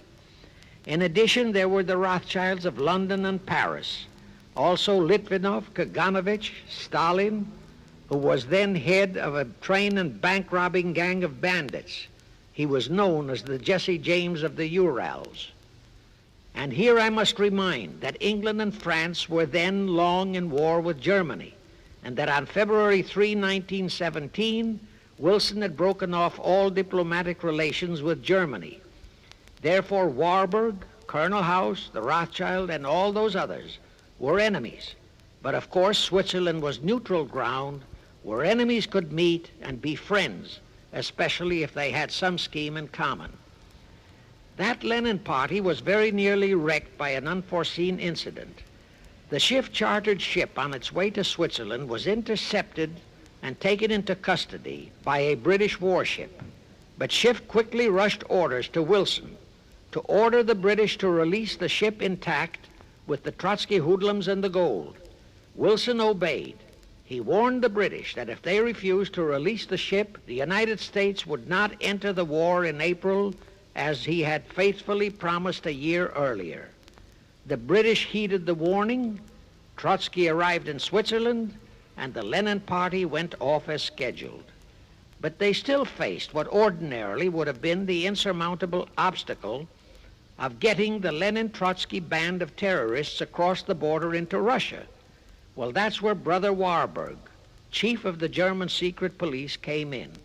He loaded all those thugs into sealed freight cars and made all the necessary arrangement for their secret entry into Russia. The rest is history. The revolution in Russia took place, and all members of the royal Romanov family were murdered. Now, my chief objective is to establish beyond even a remote doubt that communism, so-called, is an integral part of the Illuminati's great conspiracy for the enslavement of the entire world, that communism, so-called, is merely their weapon and bogeyman word to terrify the peoples of the whole world, and that the conquest of Russia and the creation of communism was in great part organized by Schiff and the other international bankers right in our own city of New York. A fantastic story? Yes. Some might even refuse to believe it. Well, for the benefit of any doubting Thomas, I will prove it by reminding that just a few years ago, Charlie Knickerbocker, a Hearst newspaper columnist, published an interview with John Schiff, grandson of Jacob, in which young Schiff confirmed the entire story and named the figure old Jacob contributed, $20 million. If anybody still has even a remote doubt that the entire menace of communism was created by the masterminds of the great conspiracy right in our own city of New York, I will cite the following historical fact. All records show that when Lenin and Trotsky engineered the capture of Russia, they operated as heads of the Bolsheviki party. Now, Bolshevism is a purely Russian word. The masterminds realized that Bolshevism could never be sold as an ideology to any but the Russian people. So in April 1918, Jacob Schiff dispatched Colonel House to Moscow with orders to Lenin, Trotsky, and Stalin to change the name of their regime to the Communist Party and to adopt the Karl Marx Manifesto as the constitution of the Communist Party. Lenin, Trotsky, and Stalin obeyed. And that year of 1918 was when the Communist Party and the menace of communism came into being. All this is confirmed in Webster's Collegiate Dictionary, 5th edition. In short, communism was created by the capitalists. Thus, until November 11, 1918, the entire fiendish plan of the conspirators worked perfectly. All the great nations, including the United States, were war-weary, devastated, mourning their dead. Peace was the great universal desire. Thus, when it was proposed by Wilson to set up a League of Nations to ensure peace, all the great nations, with no Russian czar to stand in their way, jumped on that bandwagon without even stopping to read the fine print in that insurance policy. That is, all but one, the United States, the very one that Schiff and his co-conspirators least expected would balk. And that was their one fatal mistake in that early plot. You see, when Schiff planted Woodrow Wilson in the White House, the conspirators assumed that they had the United States in the proverbial bag. Wilson had been perfectly built up as a great humanitarian. He supposedly became established as a God-man with the American people. There was every reason for the conspirators to have believed that he would easily hornswoggle Congress into buying the League of Nations sight unseen, exactly as the Congress of 1945 bought the United Nations sight unseen. But there was one man in the Senate in 1918 who saw through that scheme just as the Russian Tsar did in 1814. He was a man of great political stature, almost as great as that of Teddy Roosevelt, and fully as astute. He was highly respected and trusted by all members of both houses of Congress and by the American people. The name of that great and patriotic American was Henry Cabot Lodge, not the phony of today who called himself Henry Cabot Lodge Jr. until he was exposed. Lodge completely unmasked Wilson and kept the United States out of the League of Nations. Here it becomes of great interest to know the real reason for the Wilson League of Nations flop. As I previously stated, Schiff was sent to the United States to carry out 4 specific assignments. Number 1 and most important was to acquire complete control of the U.S. money system. Number 2, as outlined in the original Weishaupt Illuminati blueprint, he was to find the right kind of men to serve as stooges for the great conspiracy and promote them into the highest offices in our federal government, our Congress, our U.S. Supreme Court, and all federal agencies, such as the State Department, the Pentagon, the Treasury Department, etc. Number 3, destroy the unity of the American people by creating minority group strife throughout the nation, especially between the whites and blacks as outlined in Israel Cohen's book. Number 4, create a movement to destroy religion in the United States, with Christianity to be the chief target or victim. In addition, he was strongly reminded of the imperative directive in the Illuminati blueprint to achieve full control of all mass communications media, to be used to brainwash the people into believing and accepting all of the maneuverings of the great conspiracy. Schiff was warned that only control of the press, at that time our only mass communications media, would enable him to destroy the unity of the American people. Now then, Schiff and his co-conspirators did set up the NAACP, the National Association for the Advancement of the Colored People, in 1909. And in 1913, he set up the Anti-Defamation League of the B'nai B'rith. Both were to create the necessary strife.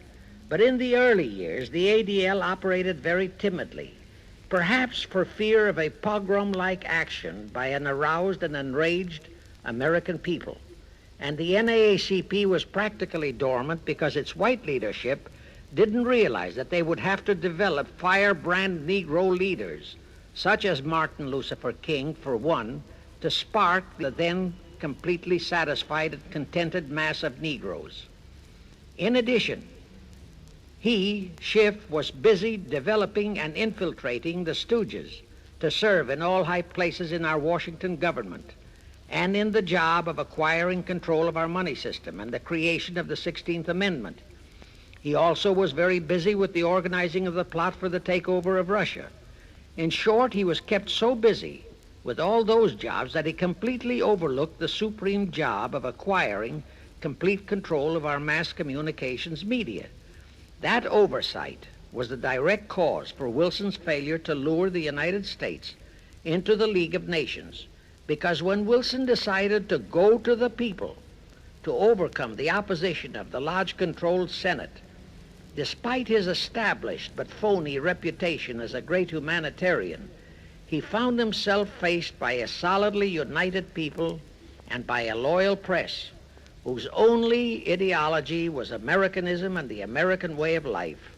At that time, due to the ineptness and ineffectiveness of both the ADL and the NAACP, there were no organized minority groups, no Negro problems, no so-called anti-Semitic problem to sway the people's thinking. There were no lefts, there were no rights, no prejudices for crafty exploitations. Thus, Wilson's League of Nations appeals fell on deaf ears. That was the end of Woodrow Wilson, the conspirator's great humanitarian. He quickly abandoned his crusade and returned to Washington, where he shortly died an imbecile brought on by syphilis. And that was the end of the League of Nations as a corridor into one world government. Of course, that debacle was a terrible disappointment to the masterminds of the Illuminati conspiracy. But they were not discouraged. As I have previously stressed, this enemy never quits. They simply decided to reorganize and try from scratch again. By this time, Schiff was very old and slow. He knew it. He knew that the conspiracy needed a new, younger, and more active generalship. So on his orders, Colonel House and Bernard Baruch organized and set up what they called the Council on Foreign Relations, the new name under which the Illuminati would continue to function in the United States. The hierarchy, officers and directors of the CFR, is composed principally of descendants of the original Illuminati, many of whom had abandoned their old family names and acquired new Americanized names. For one example, we have Dillon, who was Secretary of Treasury of the United States, whose original name was Lepowski. Another example is Paley, head of the CBS TV channel, whose true name is Polinsky. The membership of the CFR is approximately 1,000 in number and contains the heads of virtually every industrial empire in America, such as Blau, president of the U.S. Steel Corporation, Rockefeller, king of the oil industry, Henry Ford II, and so on. And, of course, all the international bankers, also the heads of the tax-free foundations, are officers and or active CFR members. In short, all the men who provide the money and the influence to elect the CFR chosen presidents of the United States, congressmen, senators, and who decide the appointments of our various secretaries of state, of the Treasury, of every important federal agency, are members of the CFR, and very obedient members indeed. Now, just to cement that fact, I will mention the names of a few of the United States presidents who were members of the CFR. Franklin Roosevelt, Herbert Hoover, Dwight D. Eisenhower, Jack Kennedy. Others who were considered for the presidency are Thomas E. Dewey, Adlai Stevenson, Nixon, and Vice President of a CFR subsidiary, Barry Goldwater. Among the important cabinet members of the various administrations, we have John Foster Dulles, Allen Dulles, Cordell Hull, John J. McCloy, Morgenthau, Clarence Dillon, Rusk, McNamara, and just to emphasize the red color of the CFR, we have as members such men as Alger Hiss, Ralph Bunch, Pasvolsky, Harry Dexter White, real name Weiss, Owen Lattimore, Philip Jeffy, etc., etc. Simultaneously, they were flooding thousands of homosexuals and other blackmailable characters into all the federal agencies from the White House down. Remember Johnson's great friend Jenkins and Bobby Baker? Now, there were many jobs the new CFR had to accomplish. They required much help. So their first job was to set up various subsidiaries to whom they assigned special objectives. I can't name all the subsidiaries in this recording, but the following are a few. The Foreign Policy Association, FPA, the World Affairs Council, WAC, the Business Advisory Council, BAC, the notorious ADA, Americans for Democratic Action, virtually headed by Walter Reuther, the notorious 1313 in Chicago. Barry Goldwater was, and no doubt still is, a vice president of one of the CFR subsidiaries. In addition, the CFR set up special committees in every state in the Union to whom they assigned the various local state operations. Simultaneously, the Rothschilds set up similar CFR-like control groups in England, France, Germany, and other nations to control world conditions and cooperate with CFR to bring about another world war. But the CFR's first and foremost job was to get complete control of our mass communications media. The control of the press was assigned to Rockefeller. Thus, Henry Luce, who recently died, was financed to set up a number of national magazines, among them Life, Time, Fortune, and others, which publish USSR in America. The Rockefellers also directly or indirectly financed the Cowles Brothers Look magazine and a chain of newspapers. They also financed a man named Sam Newhouse to buy up and build a chain of newspapers all over the country. And the late Eugene Meyer, one of the founders of CFR, bought the Washington Post, Newsweek, the weekly magazine, and other publications. At the same time, CFR began to develop and nurture a new breed of scurrilous columnists and editorial writers, such as Walter Lippmann, Drew Pearson, the Alsops, Herbert Matthews, Irwin Canham, and others of that ilk, who called themselves liberals, who proclaimed that Americanism is isolationism, that isolationism is warmongerism, that anti-communism is anti-Semitism and racism. All that took time, of course, but today our entire press, except for some local small-town papers and weeklies published by patriotic organizations, is completely controlled by CFR stooges, and thus they finally succeeded in breaking us up into a nation of quarreling, wrangling, squabbling, hating factions.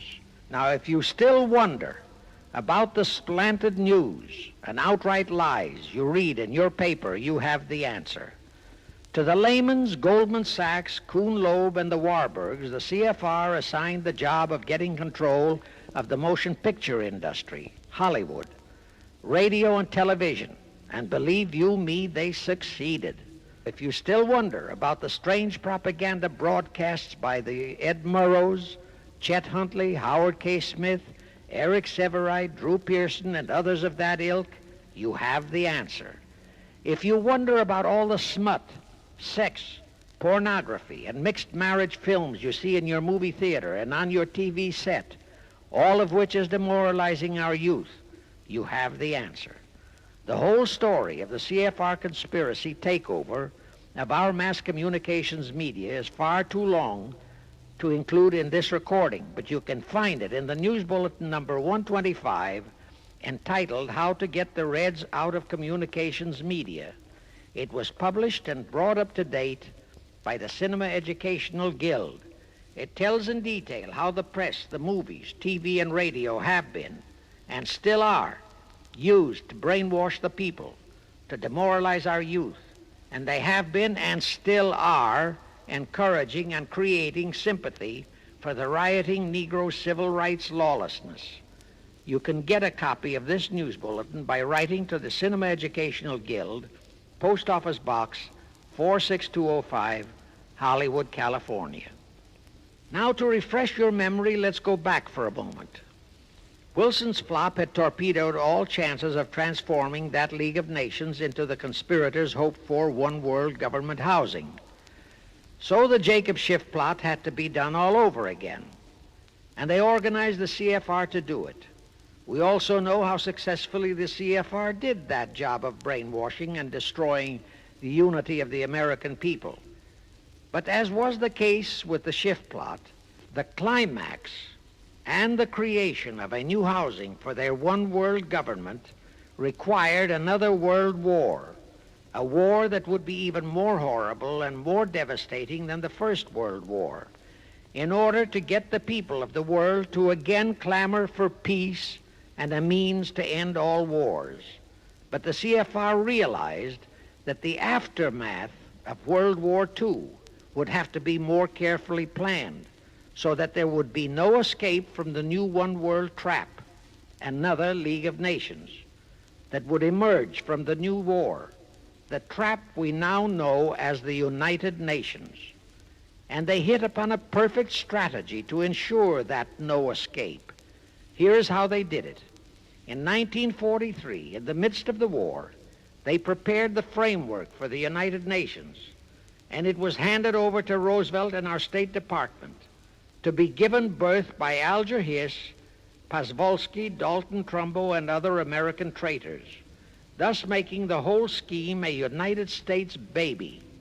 Then to fix our parenthood, New York City was to become the nursery for the monstrosity.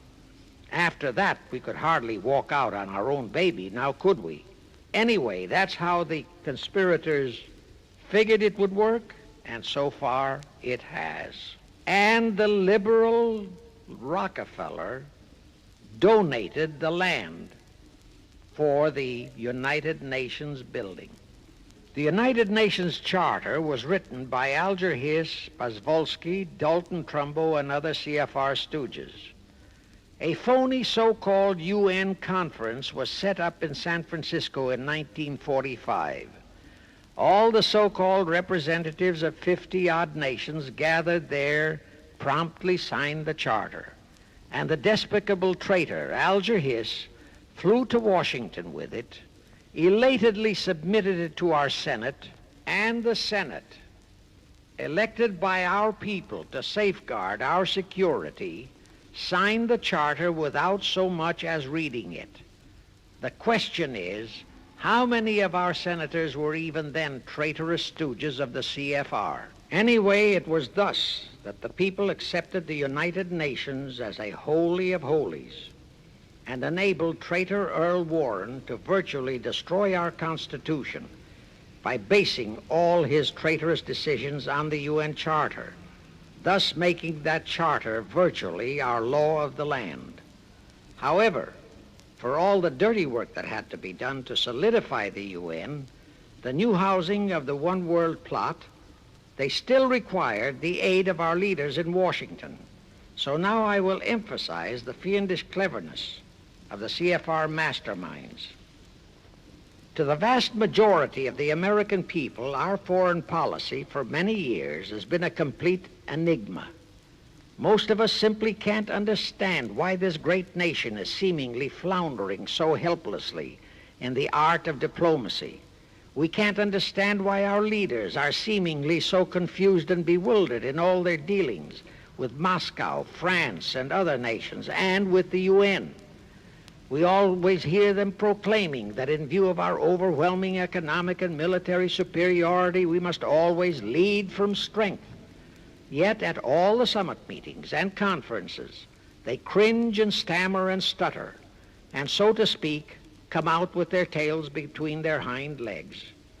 We can't understand the foreign aid to Tito, an avowed enemy, to Poland, an avowed enemy, to all the avowed communist nations. We can't understand why the expenditure of hundreds of billions of dollars has failed to slow down, let alone stop, the march of communism. We are perplexed by the seeming ineptness of the State Department, the Defense Department, the CIA, the USIA, of all our federal agencies. Again and again and again we have been startled, shocked, bewildered, and horrified by their mistakes in Berlin, in Korea, in Laos, in Katanga, in Cuba, in Vietnam. Mistakes that always favor the enemy, never the United States. Under the law of averages, they should have made at least one or two mistakes in our favor, but they never did. What's the answer? The answer is the CFR and the parts played by their subsidiaries and stooges in Washington. Thus, we know that complete control of our foreign relation policy is the key to the success of the entire Illuminati one world plot. Here is the further proof.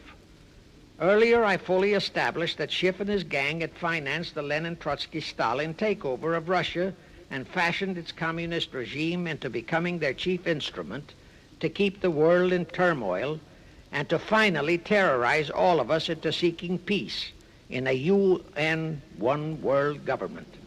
But the conspirators knew that the Moscow gang could not become such an instrument until and unless the whole world would accept the communist regime as the legitimate, de jure government of Russia. Only one thing could accomplish that: recognition by the United States.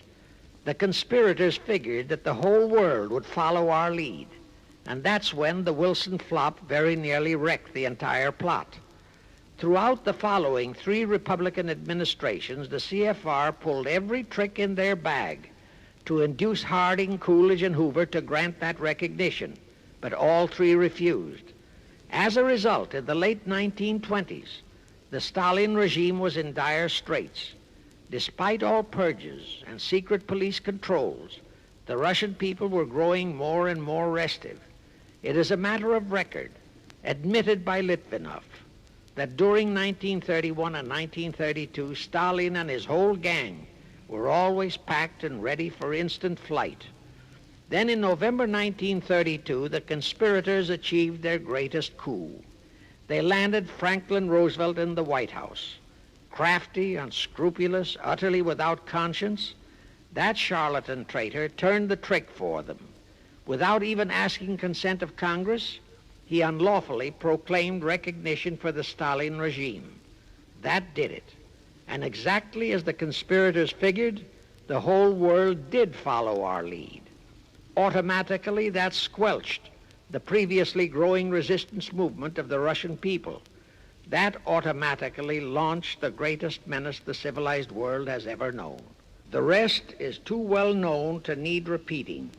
We know how Roosevelt and his traitorous State Department kept building up the communist menace right here in our own country, and thus throughout the world. We know how he perpetrated that Pearl Harbor atrocity for his excuse to hurl us into World War II. We know all about his secret meetings with Stalin at Yalta and how he, with Eisenhower's help, delivered the Balkans and Berlin to Moscow.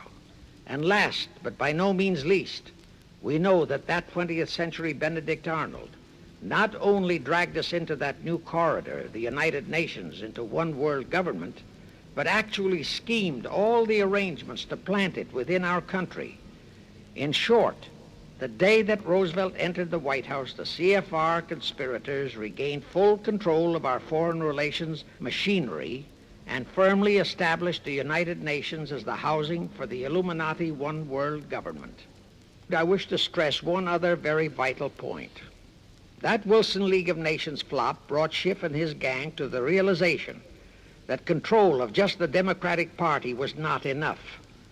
True, they could create a crisis during the Republican administration, as they did in 1929 with their Federal Reserve manufactured crash and depression, which would bring another Democrat stooge back into the White House. But they realized that a 4-year disruption in their control of our foreign relation policies could play havoc with the progress of their conspiracy. It could even break up their entire strategy, as it almost did before Roosevelt saved it with his recognition of the Stalin regime. Thereupon, after that Wilson debacle, they began to formulate plans to achieve control of both of our national parties. But that posed a problem for them. Manpower, stooges in the Republican Party, also added manpower for the Democratic Party, because control of just the man in the White House would not be enough. They'd have to provide that man with trained stooges for his entire cabinet, men to head the State Department, the Treasury Department, the Pentagon, the CIA, the USIA, etc. In short, every member of the various cabinets would have to be a chosen tool of the CFR, such as Rusk and McNamara, also all undersecretaries and assistant secretaries. That would give the conspirators absolute control of all our policies, both domestic and, most important, foreign. That course of action would require a reserve pool of trained stooges, instantaneously ready for administrative changes and for all other exigencies. All such stooges would of necessity have to be men of national reputation, high in the esteem of the people, but they would have to be men without honor, without scruple, without conscience, men who would be vulnerable to blackmail. It is needless for me to stress how well the CFR succeeded. The immortal Joe McCarthy fully revealed that there are thousands of such security risks in all federal agencies. Scott McCloud unmasked thousands more, and you know the price Otipka has had to pay and is still paying for his expositions before a Senate committee of the traitors in the State Department. And you know that the men in the State Department who delivered Cuba to Castro have not only been shielded, but promoted. To the crux of the whole one-world government plot and the maneuvering necessary to create another League of Nations to house such a government. As I have already stated, the conspirators knew that only another world war was vital for the success of their plot.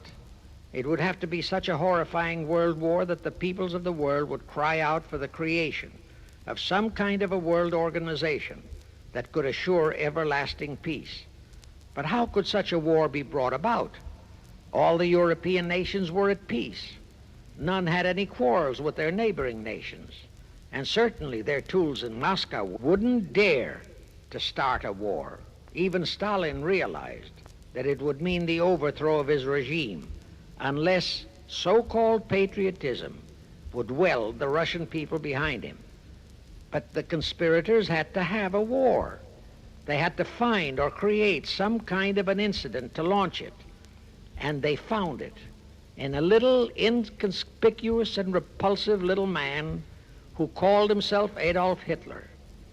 Hitler, an impecunious Austrian house painter, had been a corporal in the German army. He made the defeat of Germany into a personal grievance. He began to rabble-rouse about it in the Munich, Germany area. He began to spout about restoring the greatness of the German Empire and the might of the German soldiery. He advocated the restoration of the old German military to be used to conquer the whole world.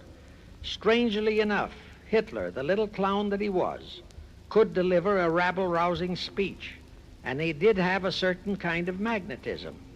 But the new authorities in Germany didn't want any more wars, and they promptly threw the obnoxious Austrian house painter into a prison cell. Aha! Here was the man, decided the conspirators, who, properly directed and financed, could be the key to another world war. So while he was in prison, they had Rudolf Hess and Goering write a book which they titled Mein Kampf and attributed the authorship to Hitler, exactly as Litvinov wrote Mission to Moscow and attributed the authorship to Joseph Davies, then our ambassador to Russia and a stooge of the CFR. In Mein Kampf, Hitler, the pseudo-author, outlined his grievances and how he would restore the German people to their former greatness. The conspirators then arranged for a wide circulation of the book among the German people in order to arouse a fanatical following for him. On his release from prison, also arranged by the conspirators, they began to groom him and finance him to travel to other parts of Germany to deliver his rabble-rousing speeches. Soon he gathered a growing following among other veterans of the war, and that soon spread to the masses, who began to see in him a savior for their beloved Germany. Then came his leadership of what he called his Brown Shirt Army and the March on Berlin. That required a great deal of financing, but the Rothschilds, the Warburgs, and others of the conspirators provided all the money he needed. Gradually, Hitler became the idol of the German people, and then they overthrew the von Hindenburg government, and Hitler became the new Fuhrer. But that still was no reason for a war. The rest of the world watched Hitler's rise, but saw no reason to interfere in what was distinctly a domestic condition within Germany. Certainly none of the other nations felt it was a reason for another war against Germany, and the German people were not yet incited into enough of a frenzy to commit any acts against any neighboring nation, not even against France, that would lead to a war. The conspirators realized they would have to create such a frenzy that would cause the German people to throw caution to the winds and at the same time horrify the whole world. And incidentally, Mein Kampf was actually a follow-up of Karl Marx's book, A World Without Jews. The conspirators suddenly remembered how the Schiff Rothschild gang had engineered the pogroms in Russia, which slaughtered many, many thousands of Jews and created a worldwide hatred for Russia. And they decided to use that same unconscionable trick to inflame the new Hitler-led German people into a murderous hatred of the Jews. Now, it is true that the German people never had any particular affection for the Jews, but neither did they have an ingrained hatred for them. Such a hatred would have to be manufactured, so Hitler was used to create it. This idea more than appealed to Hitler. He saw in it the grisly gimmick to make him the God-man of the German people. Thus, craftily inspired and coached by his financial advisors, the Warburgs, Rothschilds, and all the Illuminati masterminds, he blamed the Jews for the hated Versailles Treaty and for the financial ruination that followed the war. The rest is history.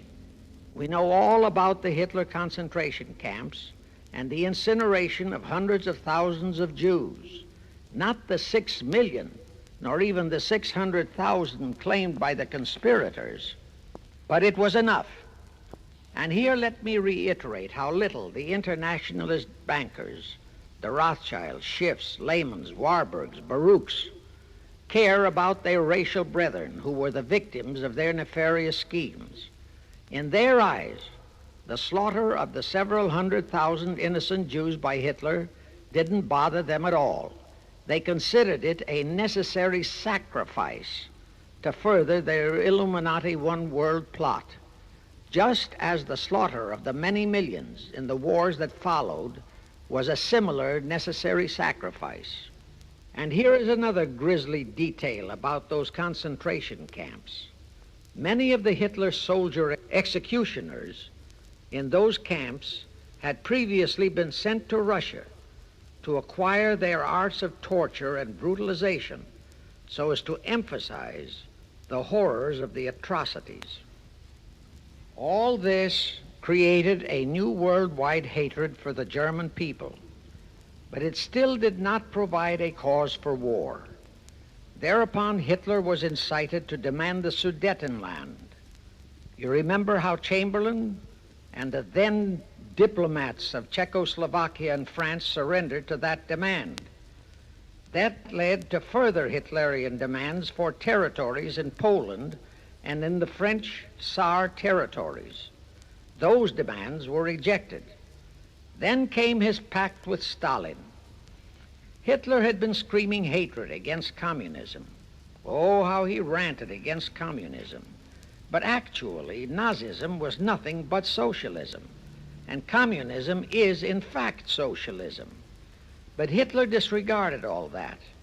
He entered into a pact with Stalin to attack and divide Poland between them. While Stalin marched into one part of Poland, for which he was never blamed, the Illuminati mastermind saw to that. Hitler launched a blitzkrieg on Poland from his side. The conspirators finally had their new world war, and what a horrible war it was. And in 1945, the conspirators finally achieved the United Nations, their new housing for their one world government. And truly amazing, all of the American people hailed this foul outfit as a holy of holies, even after all the true facts about how the UN was created were revealed. the American people continued to worship that evil outfit. Even after Alger Hiss was unmasked as a Soviet spy and traitor, the American people continued to believe in the UN. Even after I had publicly revealed the secret agreement between Hiss and Molotov, that a Russian would always be the head of the military secretariat, and by that token, the real master of the UN, most of the American people continued to believe that the UN could do no wrong. Even after Trygve Lie, the first Secretary General of the UN, confirmed that Hiss-Molotov secret agreement in his book For the Cause of Peace, the vast majority of our people refused to lose faith in the UN. Even after the truth about the Korean War was revealed, how the Russian General Vasiliev, head of that UN military secretariat, was given a leave of absence by the UN so that he could take command of the North Koreans and Red Chinese who were fighting the so-called UN police action under our own General MacArthur, who by orders of the UN was fired by the pusillanimous Truman in order to prevent his winning that war, our people still believed in the UN. Despite our 150,000 sons who were murdered and maimed in that war, the people continued to regard the UN as a sure means for peace. Even after it was revealed in 1951 that the UN, using our own American soldiers under UN command and the UN flag, in collusion with our traitorous State Department and the Pentagon, had been invading many small cities in California and Texas in order to perfect their plan for the complete takeover of our country, most of our people brushed it off and continued their belief that the UN is a holy of holies.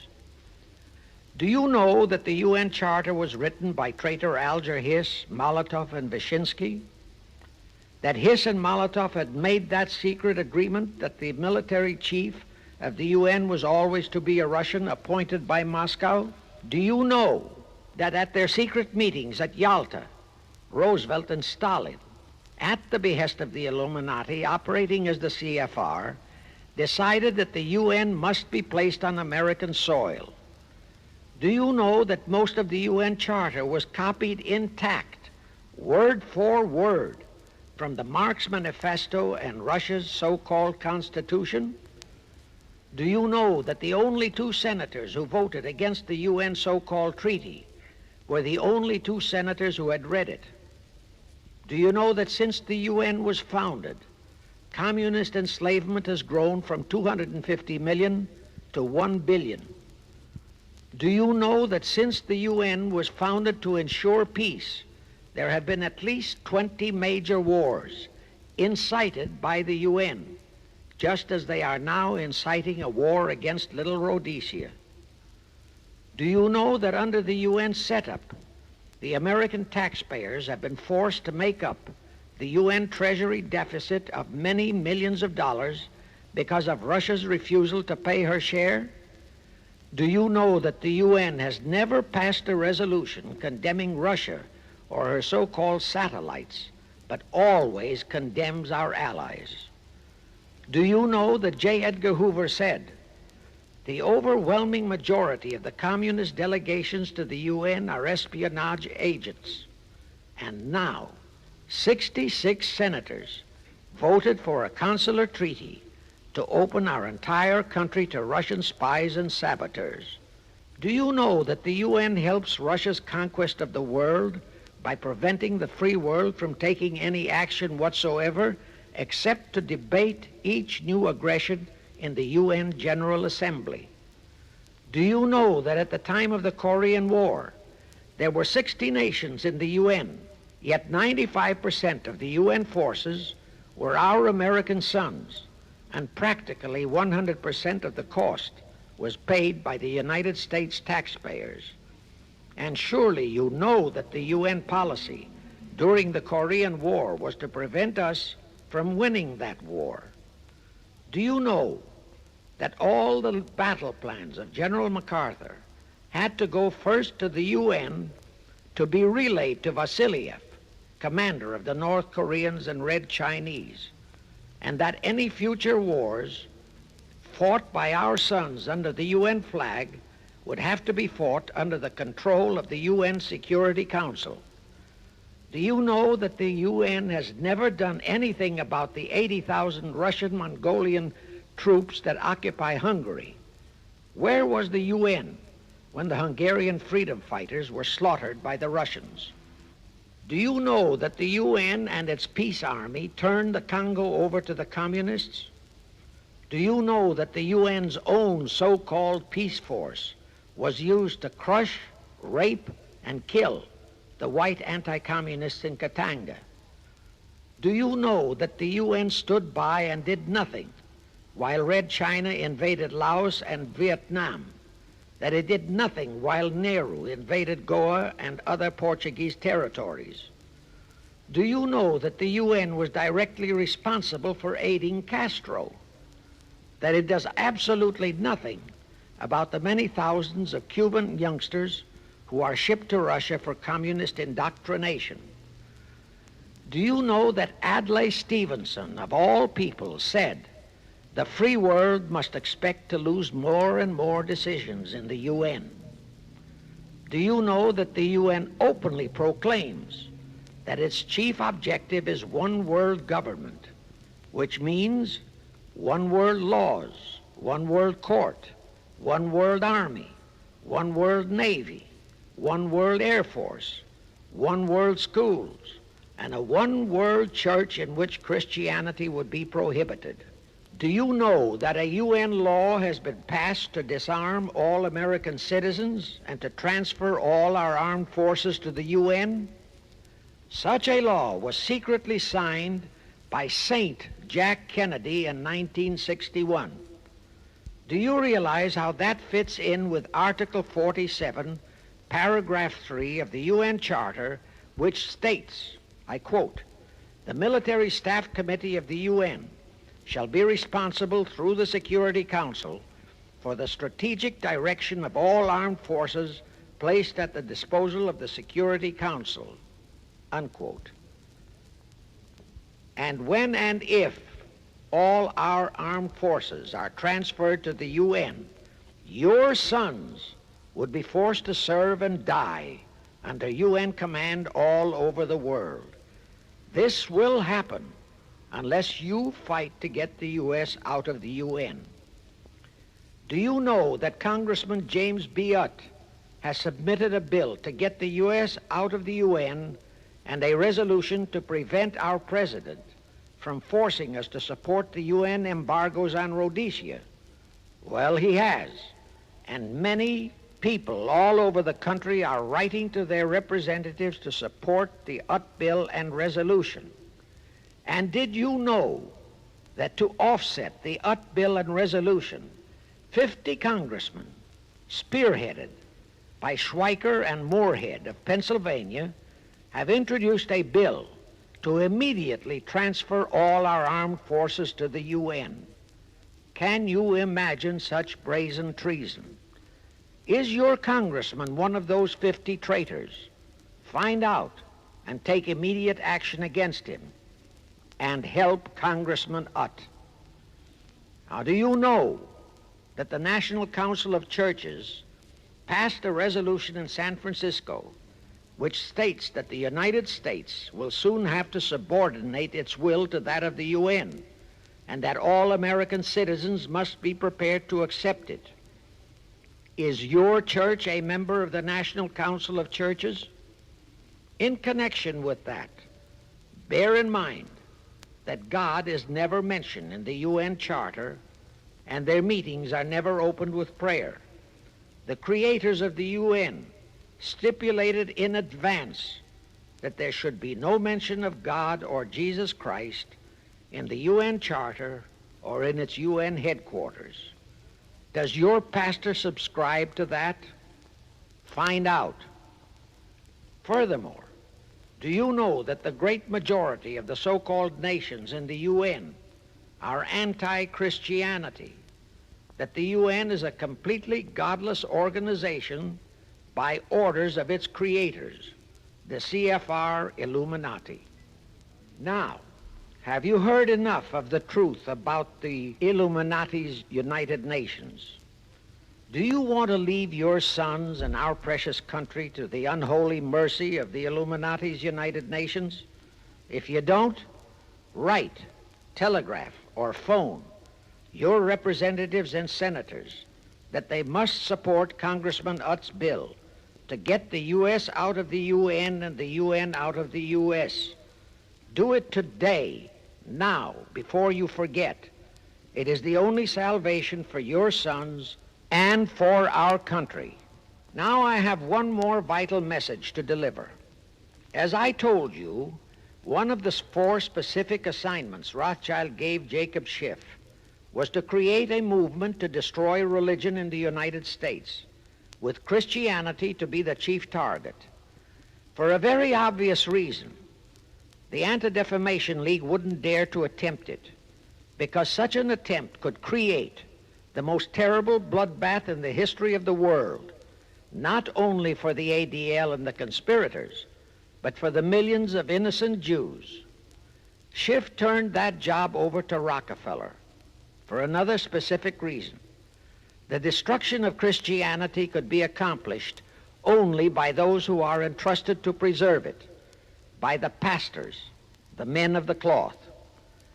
As a starter, John D. Rockefeller picked up a young so-called Christian minister by the name of Dr. Harry F. Ward, Reverend Ward, if you please. At that time, he was teaching religion at the Union Theological Seminary. Rockefeller found a very willing Judas in this reverend. Thereupon, in 1907, he financed him to set up the Methodist Foundation of Social Service. And Ward's job was to teach bright young men to become so-called ministers of Christ and to place them as pastors of churches. While teaching them to become ministers, the Reverend Ward also taught them how to very subtly and craftily preach to their congregations that the entire story of Christ is a myth, to cast doubts on the divinity of Christ, to cast doubts about the Virgin Mary. In short, to cast doubts on Christianity as a whole. It was not to be a direct attack, but much of it by crafty insinuation that was to be applied in particular to the youth in the Sunday schools. Remember Lenin's statement, "Give me just one generation of youth and I'll transform the whole world." Then, in 1908, the Methodist Foundation of Social Service, which incidentally was America's first Communist Front organization, changed its name to the Federal Council of Churches. By 1950, the Federal Council of Churches was becoming very suspect. So in 1950, they changed the name to the National Council of Churches. Do I have to tell you more about how this National Council of Churches is deliberately destroying faith in Christianity? I don't think so. But this I will tell you. If you are a member of any congregation whose pastor and church are members of this Judas organization, your contributions are helping the Illuminati's plot to destroy religion and your faith in God and Jesus Christ. Thus you are deliberately delivering your children to be indoctrinated with disbelief in God and church, and which can easily transform them into atheists. Find out immediately if your church is a member of the National Council of Churches, and for the love of God and your children, if it is, withdraw from it at once. However, let me warn you, that same destroy religion process has been infiltrated into other denominations. If you have seen the Negro March on Selma and other such demonstrations, you have seen how the Negro mobs are led and encouraged by ministers and even Catholic priests and nuns who march along with them. As a matter of fact, the Mormon Church is about the only one I know of that is clean of that kind of Judas infiltration.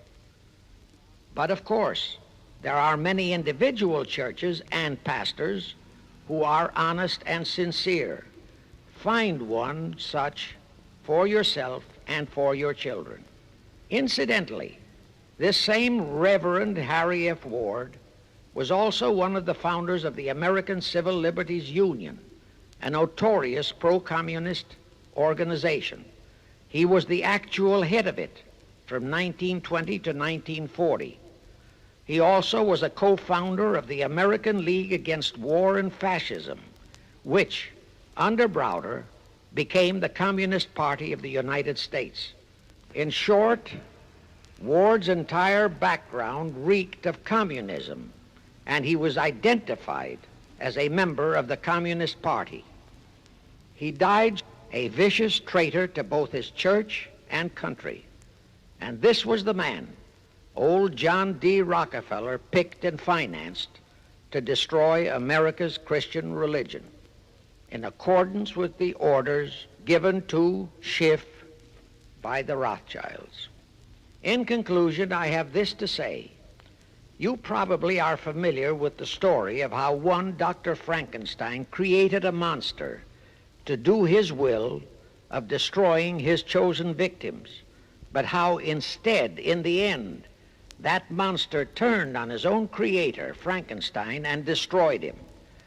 Well, the Illuminati, CFR, has created a monster called the United Nations, who, supported by their minority groups, rioting Negroes, the traitorous mass communications media, and the traitors in Washington, was created to destroy the American people. Well, we know all about that many-headed Hydra monster. We know the names of those who created that monster. We know all their names. And I predict that one fine day the American people will come fully awake and cause that very monster to destroy its creator. True, the majority of our people are still being brainwashed, deceived, and deluded by our traitorous press, TV, and radio, and by our traitors in Washington. But surely, by now, enough is known about the UN to stamp that outfit as a deadly, poisonous rattlesnake in our midst. My only wonder is what it will take to awaken and arouse our people to the full truth. Perhaps this record will do it.